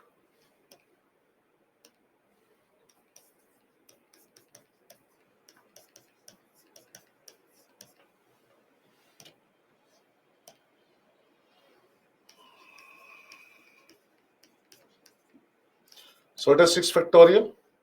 All right, and E is repeating here. So divided by 2 factorial for 2 E's. All right, so it is 6 into 5 into 4 into 3. 2, I'm just cutting it in my mind. No, why do you need to write it? Okay, so just separate this. This is what, 30 into 12. It should be a 360. Yes, you got it. Why 3 factorial? Rajkumar, why 3 factorial, bete? What is there in your mind? Discuss.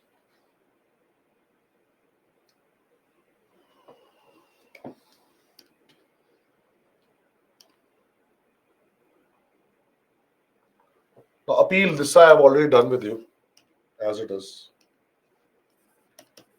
Let's do it again if you want. Let's do the calculation here at least. Okay. 1, 2, 3, 4, 5, 6. 6 factorial by 2 A's and 2 P's.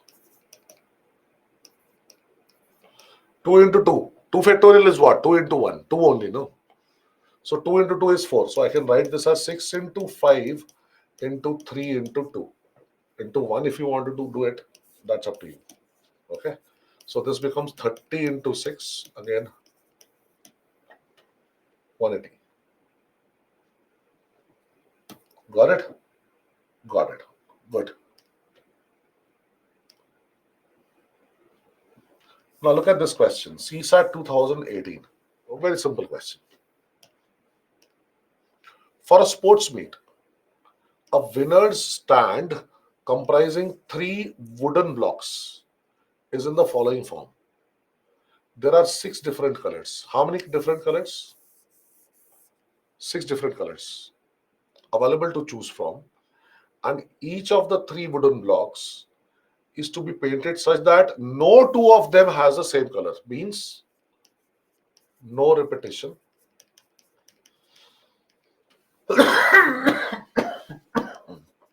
of color.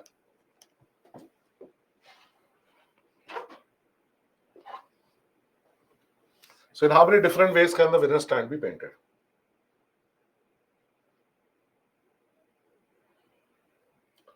Because they are part of the word Ambika.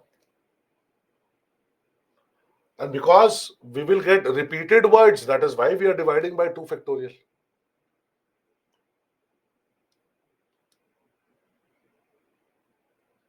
Because 6 factorial will give you, actually, if there is a 6-letter word, 6 factorial gives you the number of ways in which these 6 letters can be arranged in total. If there is a repetition, then divide by 2. Perfect, Asaf. Perfect, Ananya. Perfect, Shilpa. Perfect, Panela. No, Panela. Perfect, Asaf. Very good, Karan. Very good, Asaf. Now you got this. Yes, join. All right. See how many colors are given to us? 6. So I have a choice of 6 colors here to fill. One out of those 6 colors will be utilized to paint this block. So now how many left? 5. One out of those will be used to fill up this block. So how many left? 4 over. So 6 into 5 into 4, 120. It's a simple permutation. That's it. Very simple question. He's given you diagram also to scare you. Huh? As if diagram दिखा के पता नहीं क्या कर लेगा. हाँ? डरने का नहीं, डर के आगे जीत है. Alrighty, sir. By joining all the vertices of a hexagon, how many triangles can be made? By joining all the vertices of a hexagon, how many triangles can be made? Now, please tell me, a hexagon has how many vertices or sides? Huh? Hexagon has 6 sides, 6 vertices. This is how it looks. Obviously, now you are not going to, form triangles here. Simple as that. To form a triangle, how many points are required? 3 points are required. And hexagon is made out of 6 points. So out of these 6 points, we require 3 points at a time. Correct? So out of these 6 points, we require 3 points at a time. Okay, so 6C3, that's it. So 6 into 5 into 4 by 3 into 2 into 1. Alright, do some cancellations here. 3 into 2 is 6. So your answer here has to be 20. You got this. Lovely.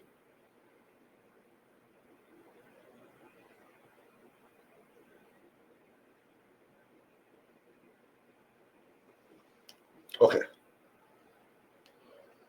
Now solve this. I'm giving you a poll for this. By joining all the vertices of an octagon has 8 vertices, 8 sides. This is how it looks, octagon.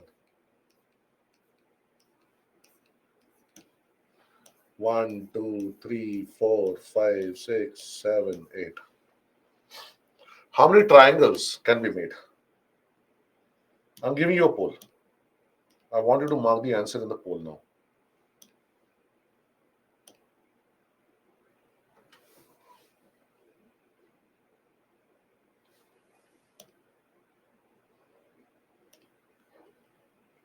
Yes, you got this.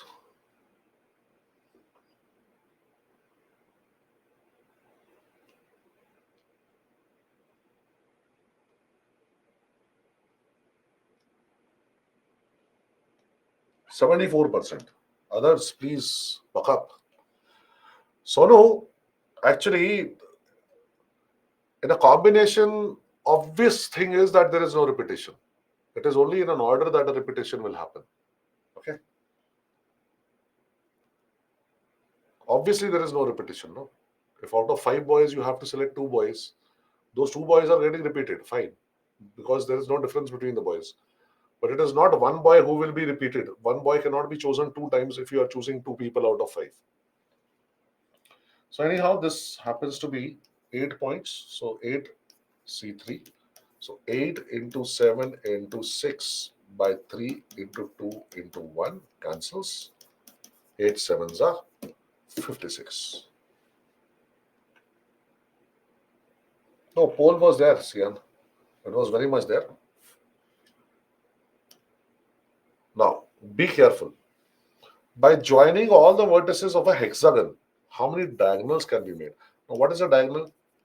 Diagonal is a straight line. So, how many straight lines, diagonals can be made? Now, let me give you an example here. Let me give you an example. See, what is this? This is a square. So, a square has 2 diagonals. Yes or no? This is one diagonal and this is another diagonal. Okay. And this time square has 4 sides. So if you are going to choose 4C2, this will become 4 into 3 by 2 into 1 equal to 6. But do we have 6 diagonals? We have only 2 diagonals. So this 4C2 actually is giving you only 6 lines, out of which 4 lines are used to form the outer boundary of the square. Okay. The other 2, they form the diagonal. Okay. So 6 minus 4 sides gives you 2 diagonals. Now 4C2 here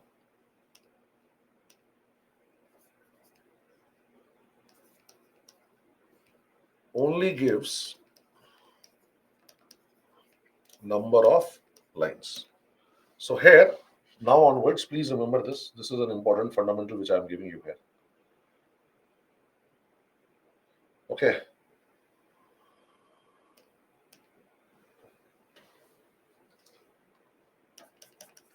For a polynomial of n sides or vertices, the number of diagonals is nc2 minus n. nc2 minus n. That is the number of sides you will subtract. No? That is important. So that is exactly what we do here also for a square. It has 4 sides.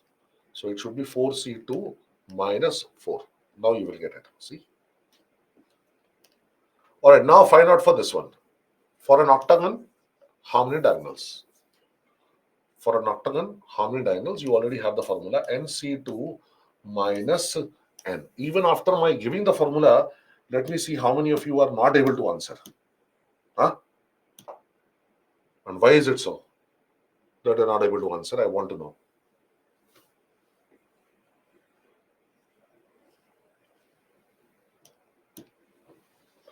Mark your answer in the poll. Marco Polo. Marco Polo. Hurry up.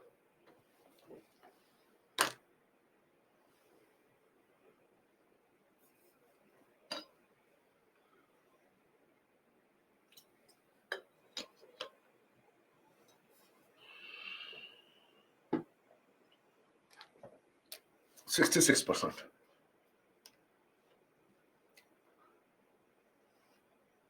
Formula given. Everything explained in the previous question. Buck up, guys. So octagon has 8 sides, correct? So 8C2 minus 8. So this is 8 into 7 by 2 into 1 minus 8. So this becomes what? 7 fours are 28 minus 8, which shall give us 20 as the answer. Okay. Now let us discuss CSAT 2022. There were a lot of questions which came. 4-5 questions. Now kindly have a look. How many 3-digit natural numbers? And he's saying without repetition of digits. So what is it? When we're talking about digits, obviously it is a permutation. Are there such that each digit is odd and the number is divisible by 5? Okay. So you want what? A 3-digit number. Each digit is odd. So odd digits are which one? Which are the odd digits? 1, 3, 5, 7, 9. Number is divisible by 5 means what? This 5 will be fixed here. 5 is fixed in the units place. Then only the number will be divisible by 5. So you have one number which is fixed here. Only one choice you have. All right, you don't have any other choice but 5. Okay, digit 5. And these are actually 5 odd numbers. All right, odd digits, out of which you have used 5 here. Okay, so remaining are 4. 1 will be used here. So remaining will be 3. So simple 12 is your answer. Correct. You got this. Lovely. Very well done. Shabash.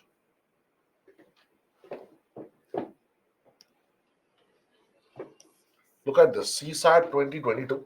Another question. Now, handle the question bit by bit, piece by piece. One non-zero digit. All right. Hold it. Stop here itself.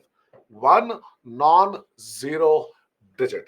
Now tell me, non-zero digits are from where to where? Non-zero digits are from where to where? Which are the non-zero digits? Which are not zero?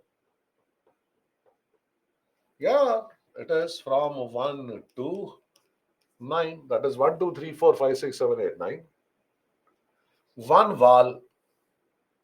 How many vowels are there? A, E, I, O, U. 5 vowels are there. One consonant. How many consonants are there? 21 consonants are there. From English alphabet in capital or small case, doesn't matter, no? Are to be used in forming passwords such that each password has to start with a vowel. Okay, so obviously these are 3 places, no? 3 spaces. Okay, so here you start with a vowel and end with a consonant. End here with a consonant. What will be filled up in here? Huh? What will be filled up here? Digits from 1 to 9 over. Damn simple question actually. Isn't it so? So vowels are 5. You can choose from any one of the vowels. 1 to 9, there are 9 numbers which are non-zero numbers. Correct? Non-zero digits. So 9 options you have to fill up the digits. Consonants you have 21 over. So 5 nines are 45 into 21. 25 fives are 21 fives are 105. So 10 is the carryover. So 21 fours are 84 plus 10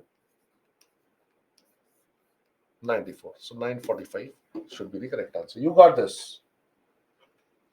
Not 20, Asif, 21.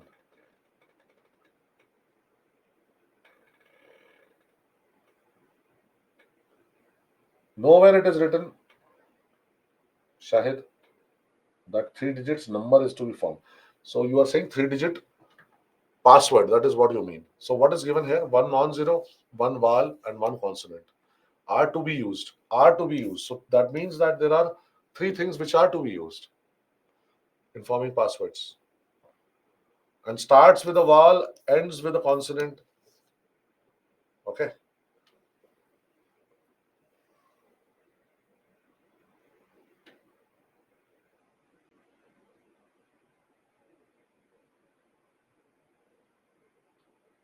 Correct, Harsh.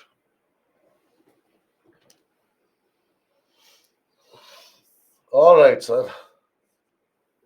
ABC are three places such that there are three different roads from A to B, four different roads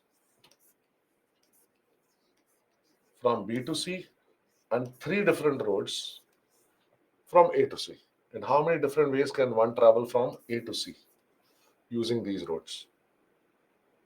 Find out. I'll give you a poll. Be a Marco Polo.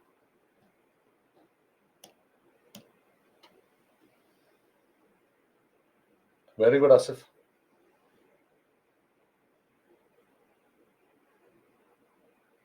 No, no, no, no.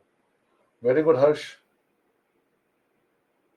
No, Shivani. No, Himanshu. All right. Mark your answers. Yes, Badri.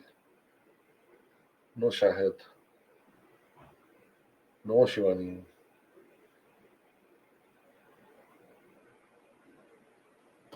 38%. So ABC are three places such that there are three different roads from A to B. So from A to B, there are three different roads. Four different roads from B to C. B to C, there are four different roads. Okay. And three different roads from A to C. So A to C, there are three different roads. So if you want to go from A to B to C, because you need to go from A to C. So A to B you have three roads, B to C you have four roads. So 3 into 4, there are 12 ways in which you can go from A to C via B. A to B, then B to C. And A to C directly, you have three ways. So 12 plus 3, total 15 ways. No, why are you multiplying 3, 4, 3? 3 into 4 into 3, 12 into 3, 36. Ah, my 36 is there. Matching. So answer. Got it now? So 15 should be your answer. Now, this is one of the easiest questions. Again, CSAT 2022. What is the number of numbers of the form 0.xy, where x and y are distinct non-zero digits? Non-zero digits are from 1 to 9. And what does the word distinct indicate? Different. So 0 point, he is deliberately included 0 point so that you are confused. Huh, what is 0 point? Nothing here.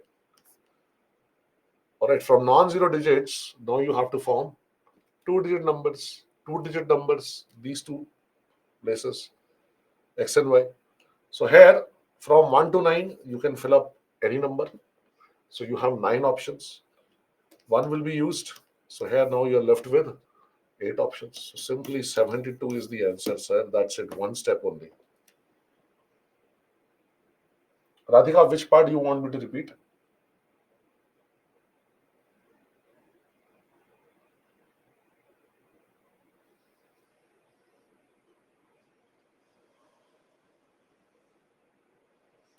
Radhika, beta, which part you want me to repeat? Batao zara. I'll try to help you. If I know what I need to repeat from where. A and B part. So you're talking about the previous question, is it?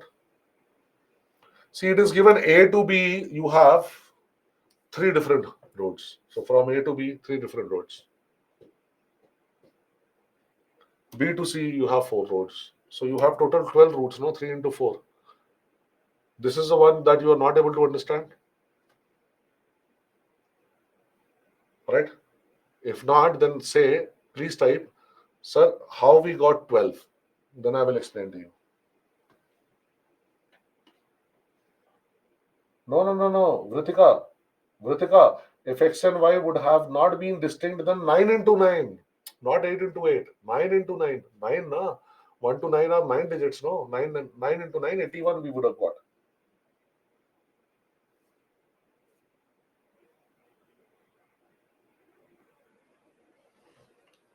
Radhika, you're taking too long.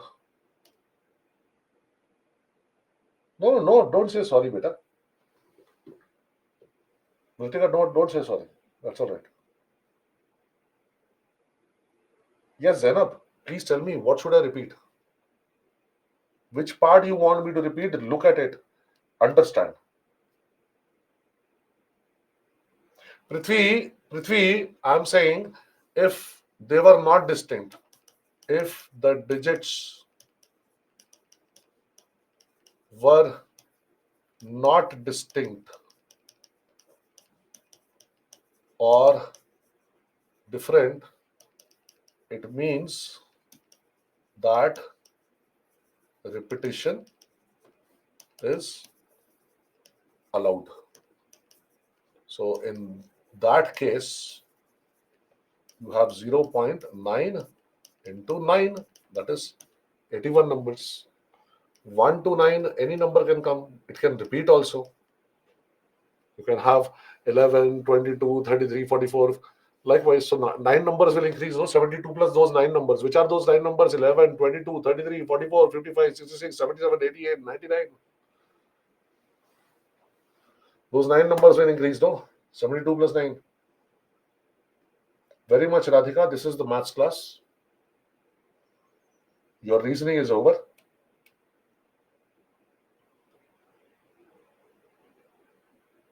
Question समझ में नहीं आया. Zainab, देखो बेटा. What is the number of numbers of the form 0.xy? तो ऐसे number देखे हैं ना तुमने 0.12, 0.36 डेसिमल में देखे हैं ना. x and y, यहां पर x और y है, ये आर डिस्टिंक्ट, डिफरेंट, अलग अलग, non zero digits. Non zero मतलब जीरो नहीं होना और डिजिट होना. तो डिजिट्स कौन से होते हैं? 1 to 9, 1 2 3 4 5 6 7 8 9. इसमें जीरो तो नहीं है ना, non zero. Alright, non zero digits are from 1 to 9. ये पीछे भी एक्सप्लेन किया था मैंने. तो इस जगह पर at this place you have 9 options. You can put any number from 1 to 9. You can put 1 2 3 4 5 6 7 8 9. So you have 9 options. This is the number of options.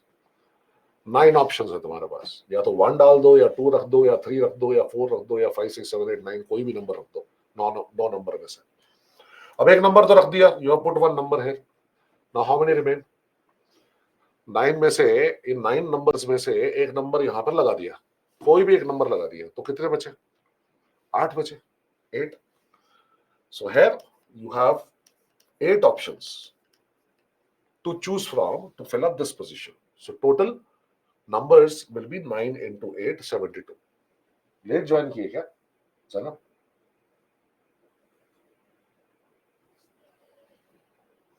Clear है? जल्दी बताओ भाई. रिस्पॉन्स टाइम आपका कम होना चाहिए so that you know others don't suffer. अब देखते हैं CSAT 2023, where you will see a question that you have already solved. Okay, but the only thing is that it is disguised in such a way so as to scare you. Many of my students actually initially thought that they left these questions. Why? They thought that this is on mensuration. My mensuration is not good, so they left it. But it is not on mensuration, sir. Have a look. Have patience. ABCD is a square. A, B, C, D. 1 point on each of AB and CD. So on AB, 1 point, on CD, 1 point, and two distinct different points on each of BC and DA. BC, 2 points, all right. DA, 2 points. Total 6 points are there. How many distinct triangles can be drawn using any 3 points as vertices out of the 6 points? ये तो अब तुमको दिख रहा है ना? What is this? This is a hexagon. And it has how many points? 1, 2, 3, 4, 5, 6 points, no? So 6C, you are going to use any 3 points to form a triangle. So 6C3. करा तो है आपने 6 into 5 into 4 by 3 into 2 into 1. Cancel. See, CSAT 2023, last year only, this appeared.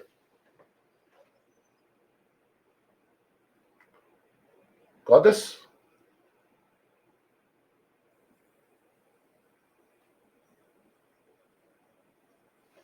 Okay.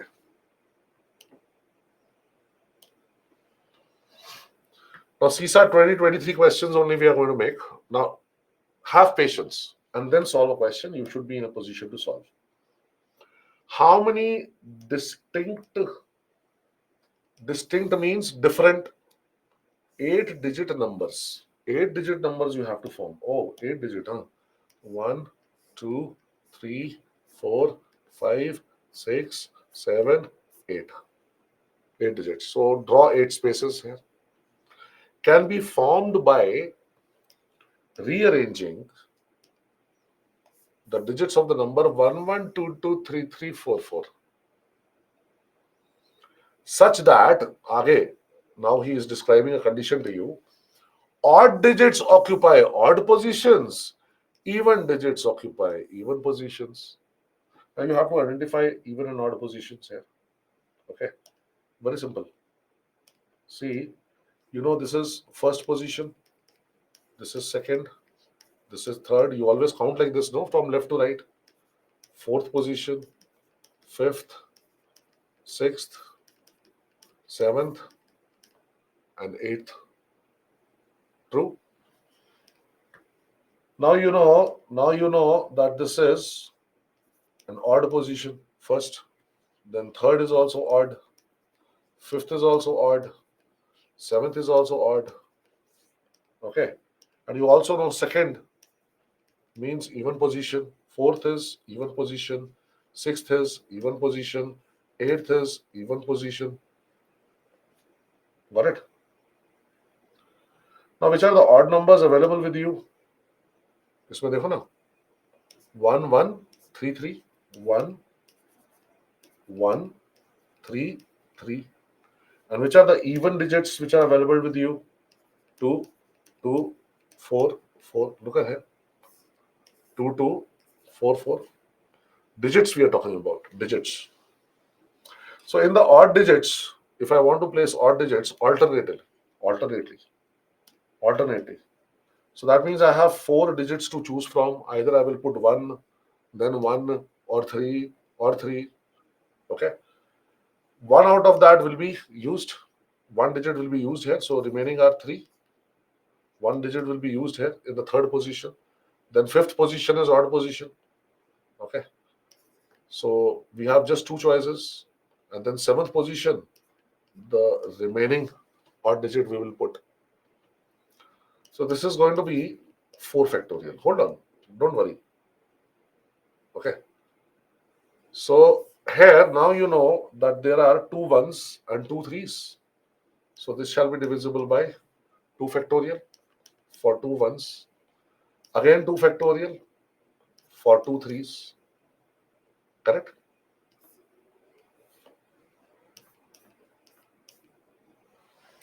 Similarly for even, you have 4 choices here. You will put either 2 or 2 or 4 or 4.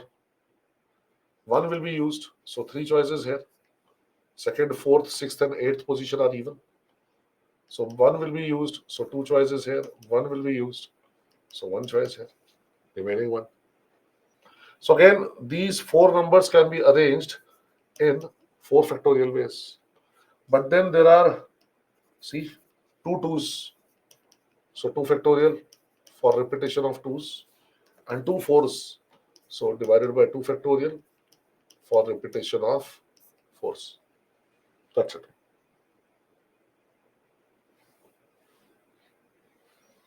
See, 4 factorial, 4 into 3 into 2 into 1, that is 24. Correct? So 4 factorial here is 24. चलो इसको मैं colour change करता हूँ वरना ये बायस लगेगा 24 into 24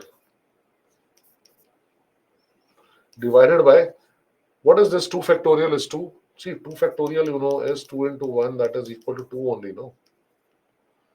So 2 into 2 into 2 into 2, correct? So 2 into 2 into 2 into 2 is nothing but it is 2 raised to 4. Yes, that is 16. Now cut it with 8. 8 twos are 8 threes are 2. This is again 12. Okay. So 12 into 3, we should get total 36 ways. Got this now? हाँ तो थोड़ा ध्यान लगाओ, just concentrate a bit, you will be able to crack the question. Just apply the basics. Basic fundamentals are not changing here. So whatever may be the difficulty level or whatever may be the complexity which is introduced, just follow the instructions one by one. True. And then apply the basic fundamentals over.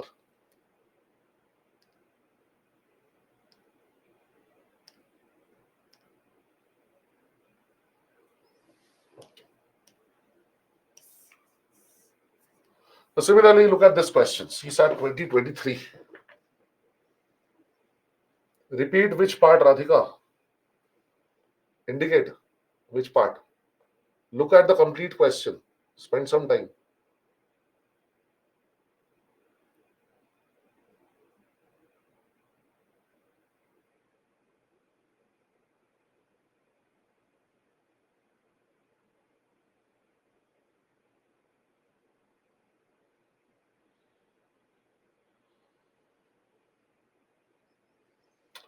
Multiply part means which multiplication I have done here. So can you indicate this, which part exactly do I need to? 24 by 16, it is clearly written here, Zainab. 2 factorial into 2 factorial into 2 factorial into 2 factorial. Is 2 to the power of 4 only, no? 2 into 2 into 2 into 2. What is 2 into 2 into 2 into 2? It is 16. So I've written 16. 4 factorial I have written here, no? It is 24. What is it that you cannot see? It is written 24. Beta, puri screen dekho and be with me. See, if I am speaking and you are not along, you're not with me, then only you will ask me to repeat. I know this. Okay, I'm teaching since online students, I'm teaching since last 5 years. I know this. All right. So please know this. If you miss something, you're not listening to me, you're looking at the screen and you're thinking something else, but you are not focused on my speech, my conversation, then you are elsewhere. And if you are elsewhere, then whatever I'm teaching you, it will not be understood. So stay with me. So to fill up this position, you have 4 options. Fill up this 3, fill up this 2, fill up this 1. Read it, watch the recording, you will get it. Now stay with me. Everyone, don't look here and there and you will not do anything else but listen to me carefully. Okay? Along with me. You will not rush forward. You will not be back. You will not look elsewhere. You will look at only that portion that I am writing or indicating. That's it. That is called focusing. First, learn how to learn. In how many ways can a batsman score exactly 25 runs by scoring single runs? Single runs means 1 run, fours, 4 runs, sixes, 6 runs, irrespective of the sequence of scoring shots. All right. So it means what? Irrespective of the sequence of the scoring shots. Scoring shots can be made in any way. All right. Now listen to me. Listen to me here.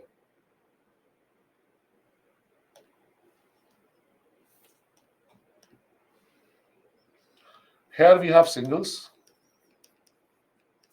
We will have to form arrangements. Fours, sixes, all right, and the number of ways. Okay. Now the question here is with 1, 4, and 6. You have lots of ones given to you, lots of fours given to you, lots of sixes given to you. You need to know that 1x plus 4y plus 6z is nothing but it is 25. So it is an addition problem. So x indicates how many ones, y indicates how many fours, z indicates how many six. Okay.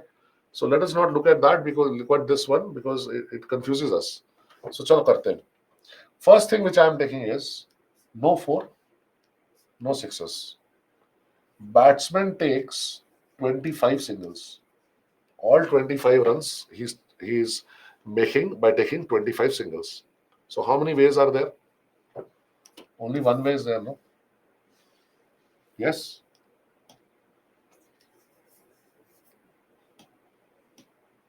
Because order in which he takes singles is not important. He's already told you sequence of scoring shots. Correct? No, Hemlata. Look here. Just stay with me. Now, second is let him hit sixes and singles, no fours. So he's not hitting fours. He's hitting only sixes and singles. So if he hits, let us say, how many sixes can he hit in 25? At the most 4 sixes, no? 6 fours are 24, no? So either he's going to hit 4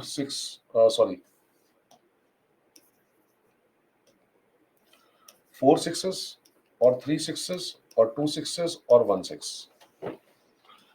Right? So there are going to be 4 ways.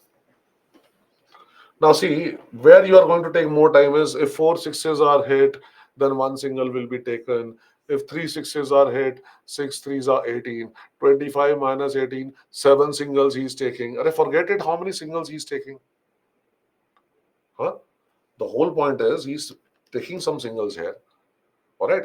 And he's hitting some sixes here. So you count any one of them. 4 sixes and single, 3 sixes and singles, 2 sixes and singles, and 1 6 and singles. There are only 4 ways. Right? Now, sixes we have exhausted. This time, let us not take sixes. Let us take fours and singles. So in 25, how many fours can be hit? 4 into 6 is 24. 6 fours can be hit. Right? So 6, 5, 4, 3, 2, 1, 4. Obviously means along with singles he's taking here.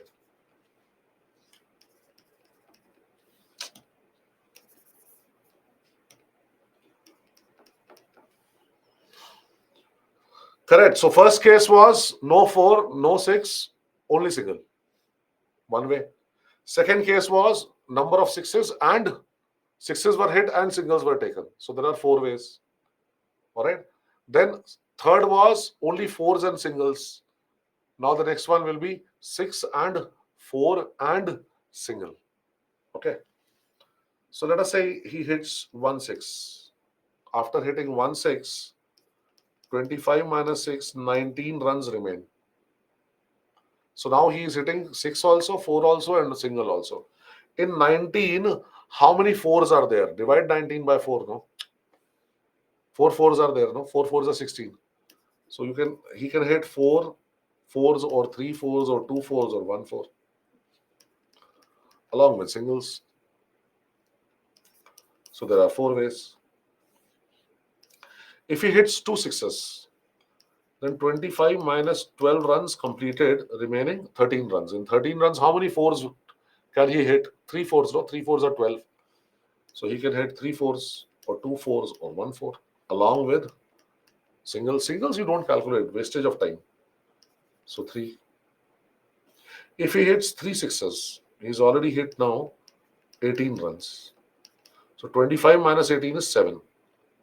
In 7, in 7 runs, he can hit only 1 4. All right. So remaining 3 will be singles only. Okay. So there is only one way of doing that. Only 1 4. If he hits 4 6s, 6 4s are 24.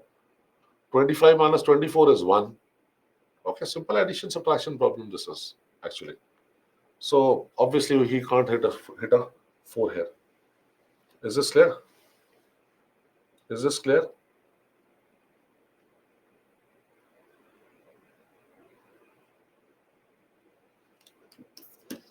One and 4, 5, and this is 10, 15, 18 and 1, 19 ways.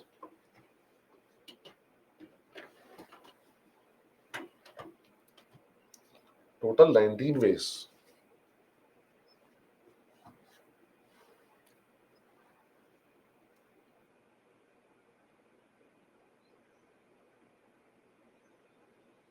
Karan, what is not clear? Tell me.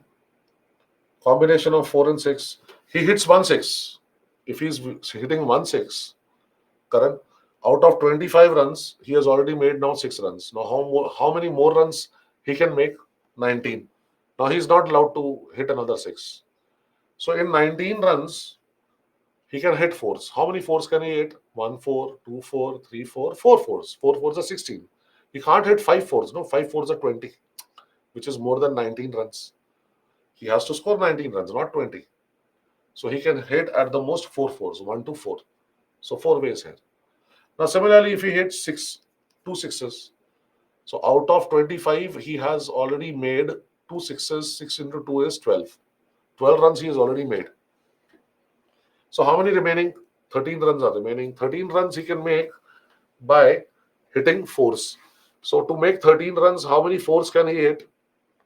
4 3s are 12. Add the most 3 4s. So 1 4 or 2 4 or 3 4. So 3 ways. And if he is hitting 3 6s, 3 6s means 6 3s are 18. So 25 minus 8, he has to make 7 more runs. In 7 runs, there is only 1 4 that he can hit. Because 4 2s is 8. No, 8 runs he can't hit. 7 runs he has to hit. Okay, so this is one way. So total 90. Yes, Himanshu. Not required, Sakti. Factorial cannot be used here. You try your way. This is a simple arrangement.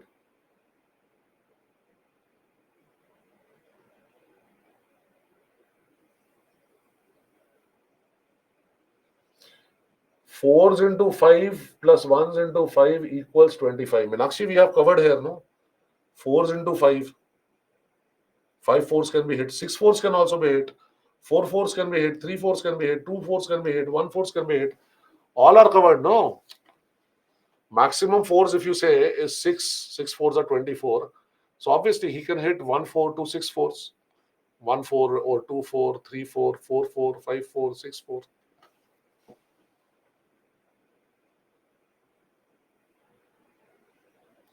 Start whichever way you want, Vignesh. These are the total number of arrangements, and this is how you have to do it. I hope this is clear. Move on, move on. Now, similar thing needs to be done here also. In an examination, the maximum marks for each of the 4 papers, namely PQRS, are 100. So you have 4 papers, P, Q, R, and S. Okay. So each is worth, maximum marks are 100 for each of these. Marks scored by the students are in integers. A student can score 99% in n different ways. What is the value of n? So in how many ways can he score 99? So first of all, find out if a student is attempting 4 exams, PQRS, each exam maximum marks is 100. So total marks here will be how much?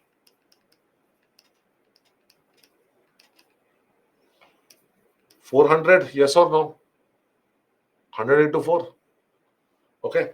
Now 99% of 400, keep on reducing 1 from 100 4 times. So 4 minus, you get 396. Correct? So the total here has to be 396. That is what you have to remember. Because 396 is 99% out of 400. Okay. So here let us find out the number of ways. Okay. All right. Now allot whatever that you want to allot. Okay. Now count from hundreds. Okay. Or else let us say he has not scored 100 in any subject. Not scored 100 in any subject. So that means he must have scored 99 in all the 4 papers. Correct? So that he gets 396 or 99%. In how many ways can he do it? Only one way, no?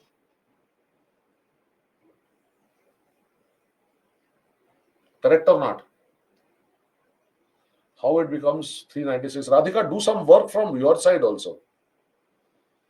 Find out 99% of 400. Difficult? Are 100 minus 1 is 99. 100, see what you are making me do. 100 minus 1 is 99. 100 minus 1 is 99. 100 minus 1 is 99. Is it or not? That is 99% now. So how many did I reduce? 4 ones I reduced. So 400 minus 4 is 396.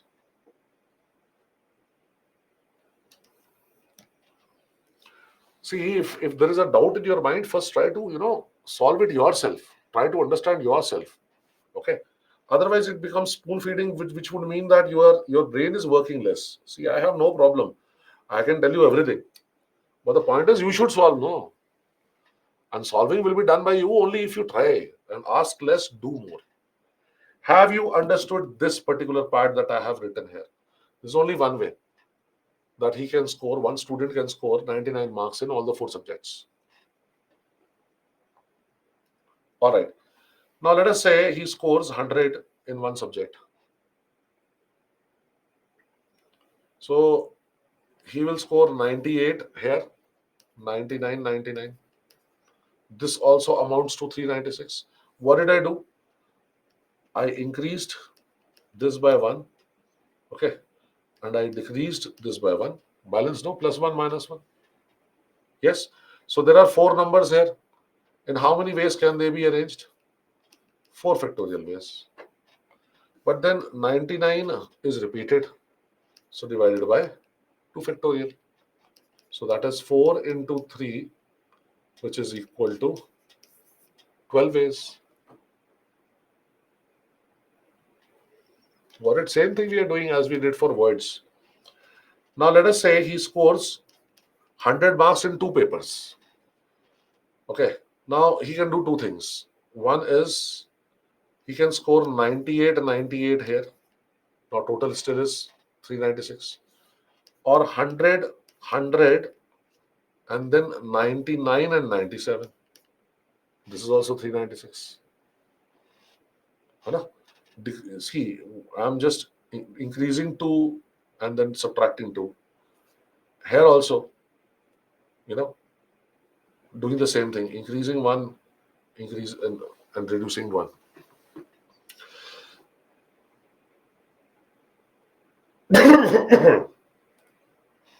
Now here once again, what do we have? 4 factorial. Yes. But then there are 200s, so 2 factorial. There are 298s, so another 2 factorial. So it is 4 into 3 into 2 factorial by 2 factorial into 2 factorial. 1 2 factorial cancels here.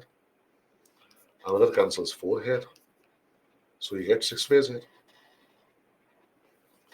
In this case, again we have 4 factorial, but only 100 is repeated here. So divided by 2 factorial. So this is equal to 4 into 3 directly. That is equal to 12. Now he might have scored 300s. This has to be the 96. So once again we have four numbers, so 4 factorial. 100 is repeated 3 times, so divided by 3 factorial. So there are 4 ways only. No, this is what 4 into 3 factorial by 3 factorial. This cancels.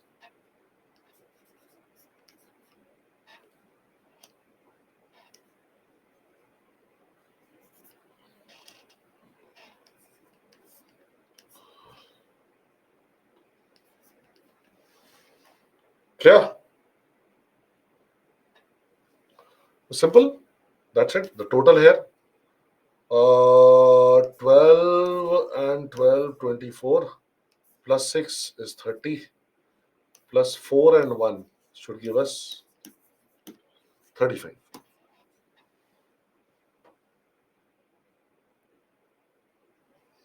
No, order does not matter. Order does not matter. Order does not matter because we don't know first he has written test P or test Q or test R or test S. That is not given. If that was given, first he attempts test P, then he attempts Q, then he attempts R, then he attempts test S. Then order will become important.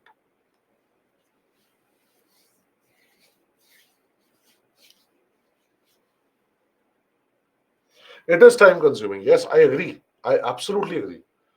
So 2023 paper, why it became tough was almost every question was time consuming, lengthy. So that is why drastically, when I tell my students that you have to attempt 55 questions at least, drastically the number of attempts actually went down here. So that is the reason why only 10% got through in CSAT 2023. And that is why we require more practice. Okay, that is definitely there. No, this is not a combination, Polukonda. Okay, I'm using factorials here for permutation here in a kind of a way. Total number of arrangements can be formed. It is not permutation, it is not combination, nothing. Just simply ways of making arrangements. Look here. A flag has to be designed with 4 horizontal stripes. See, I think I have seen many flags, but with 3 stripes. 4 stripes is quite unusual.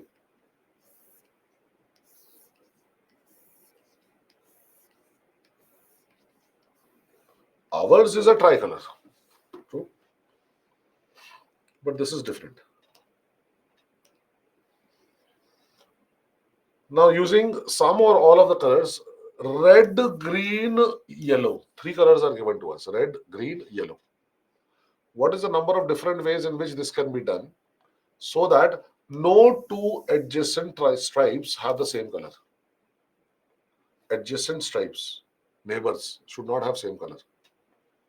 So to fill up this position, this stripe, I have 3 colors, no? Which are those? Red, green, yellow. So 3 colors to choose from, out of which 1 color will be used here. So remaining will be 2 to color this stripe, out of which 1 will be used here. All right. So remaining will be 2. This one I will not use. Okay. Out of which 1 is used. So once again we have 2. Okay. All right. See, let us say that red is used here. Okay. Now what can be the colors here? Green or yellow? If it is green here, let us say, then here it can be red or yellow. If it is yellow here, then it could be, let us say, green or red. If it is red here, again, what do you get? You get green or yellow. If it is yellow here, then red or green. Correct? Likewise here also. If it is green, then this will be red or yellow. This is red, means it will be green or yellow. Okay. So once again, as you can see here, You have 1, 2, 3, 4, 5, 6, 7, 8 outcomes when you color the top as red. Okay. With red, you have 8 ways. So with green, you will have 8 ways. With blue also, or yellow, whatever is color that is given to you.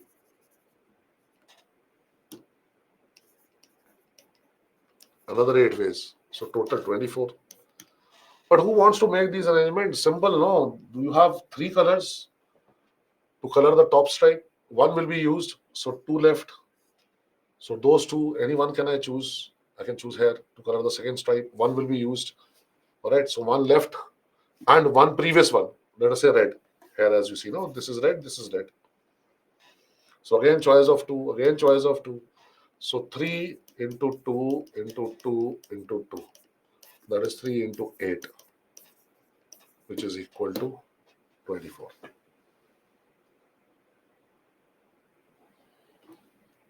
Get this? All right. So what we will do is we will take a probability after some time. You can have lunch. Okay.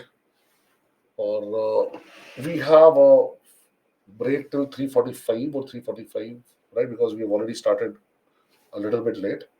So let us cut it to 3:35 will be fine. 3:35. Huh? So we can cover at least 10 minutes there. Yes, guys, I'm asking you. Okay, finally, 3:40. So let us catch up at 3:40. Okay. So break till 3:40. All right. So let's catch up at 3:40. मिलते हैं break के बाद.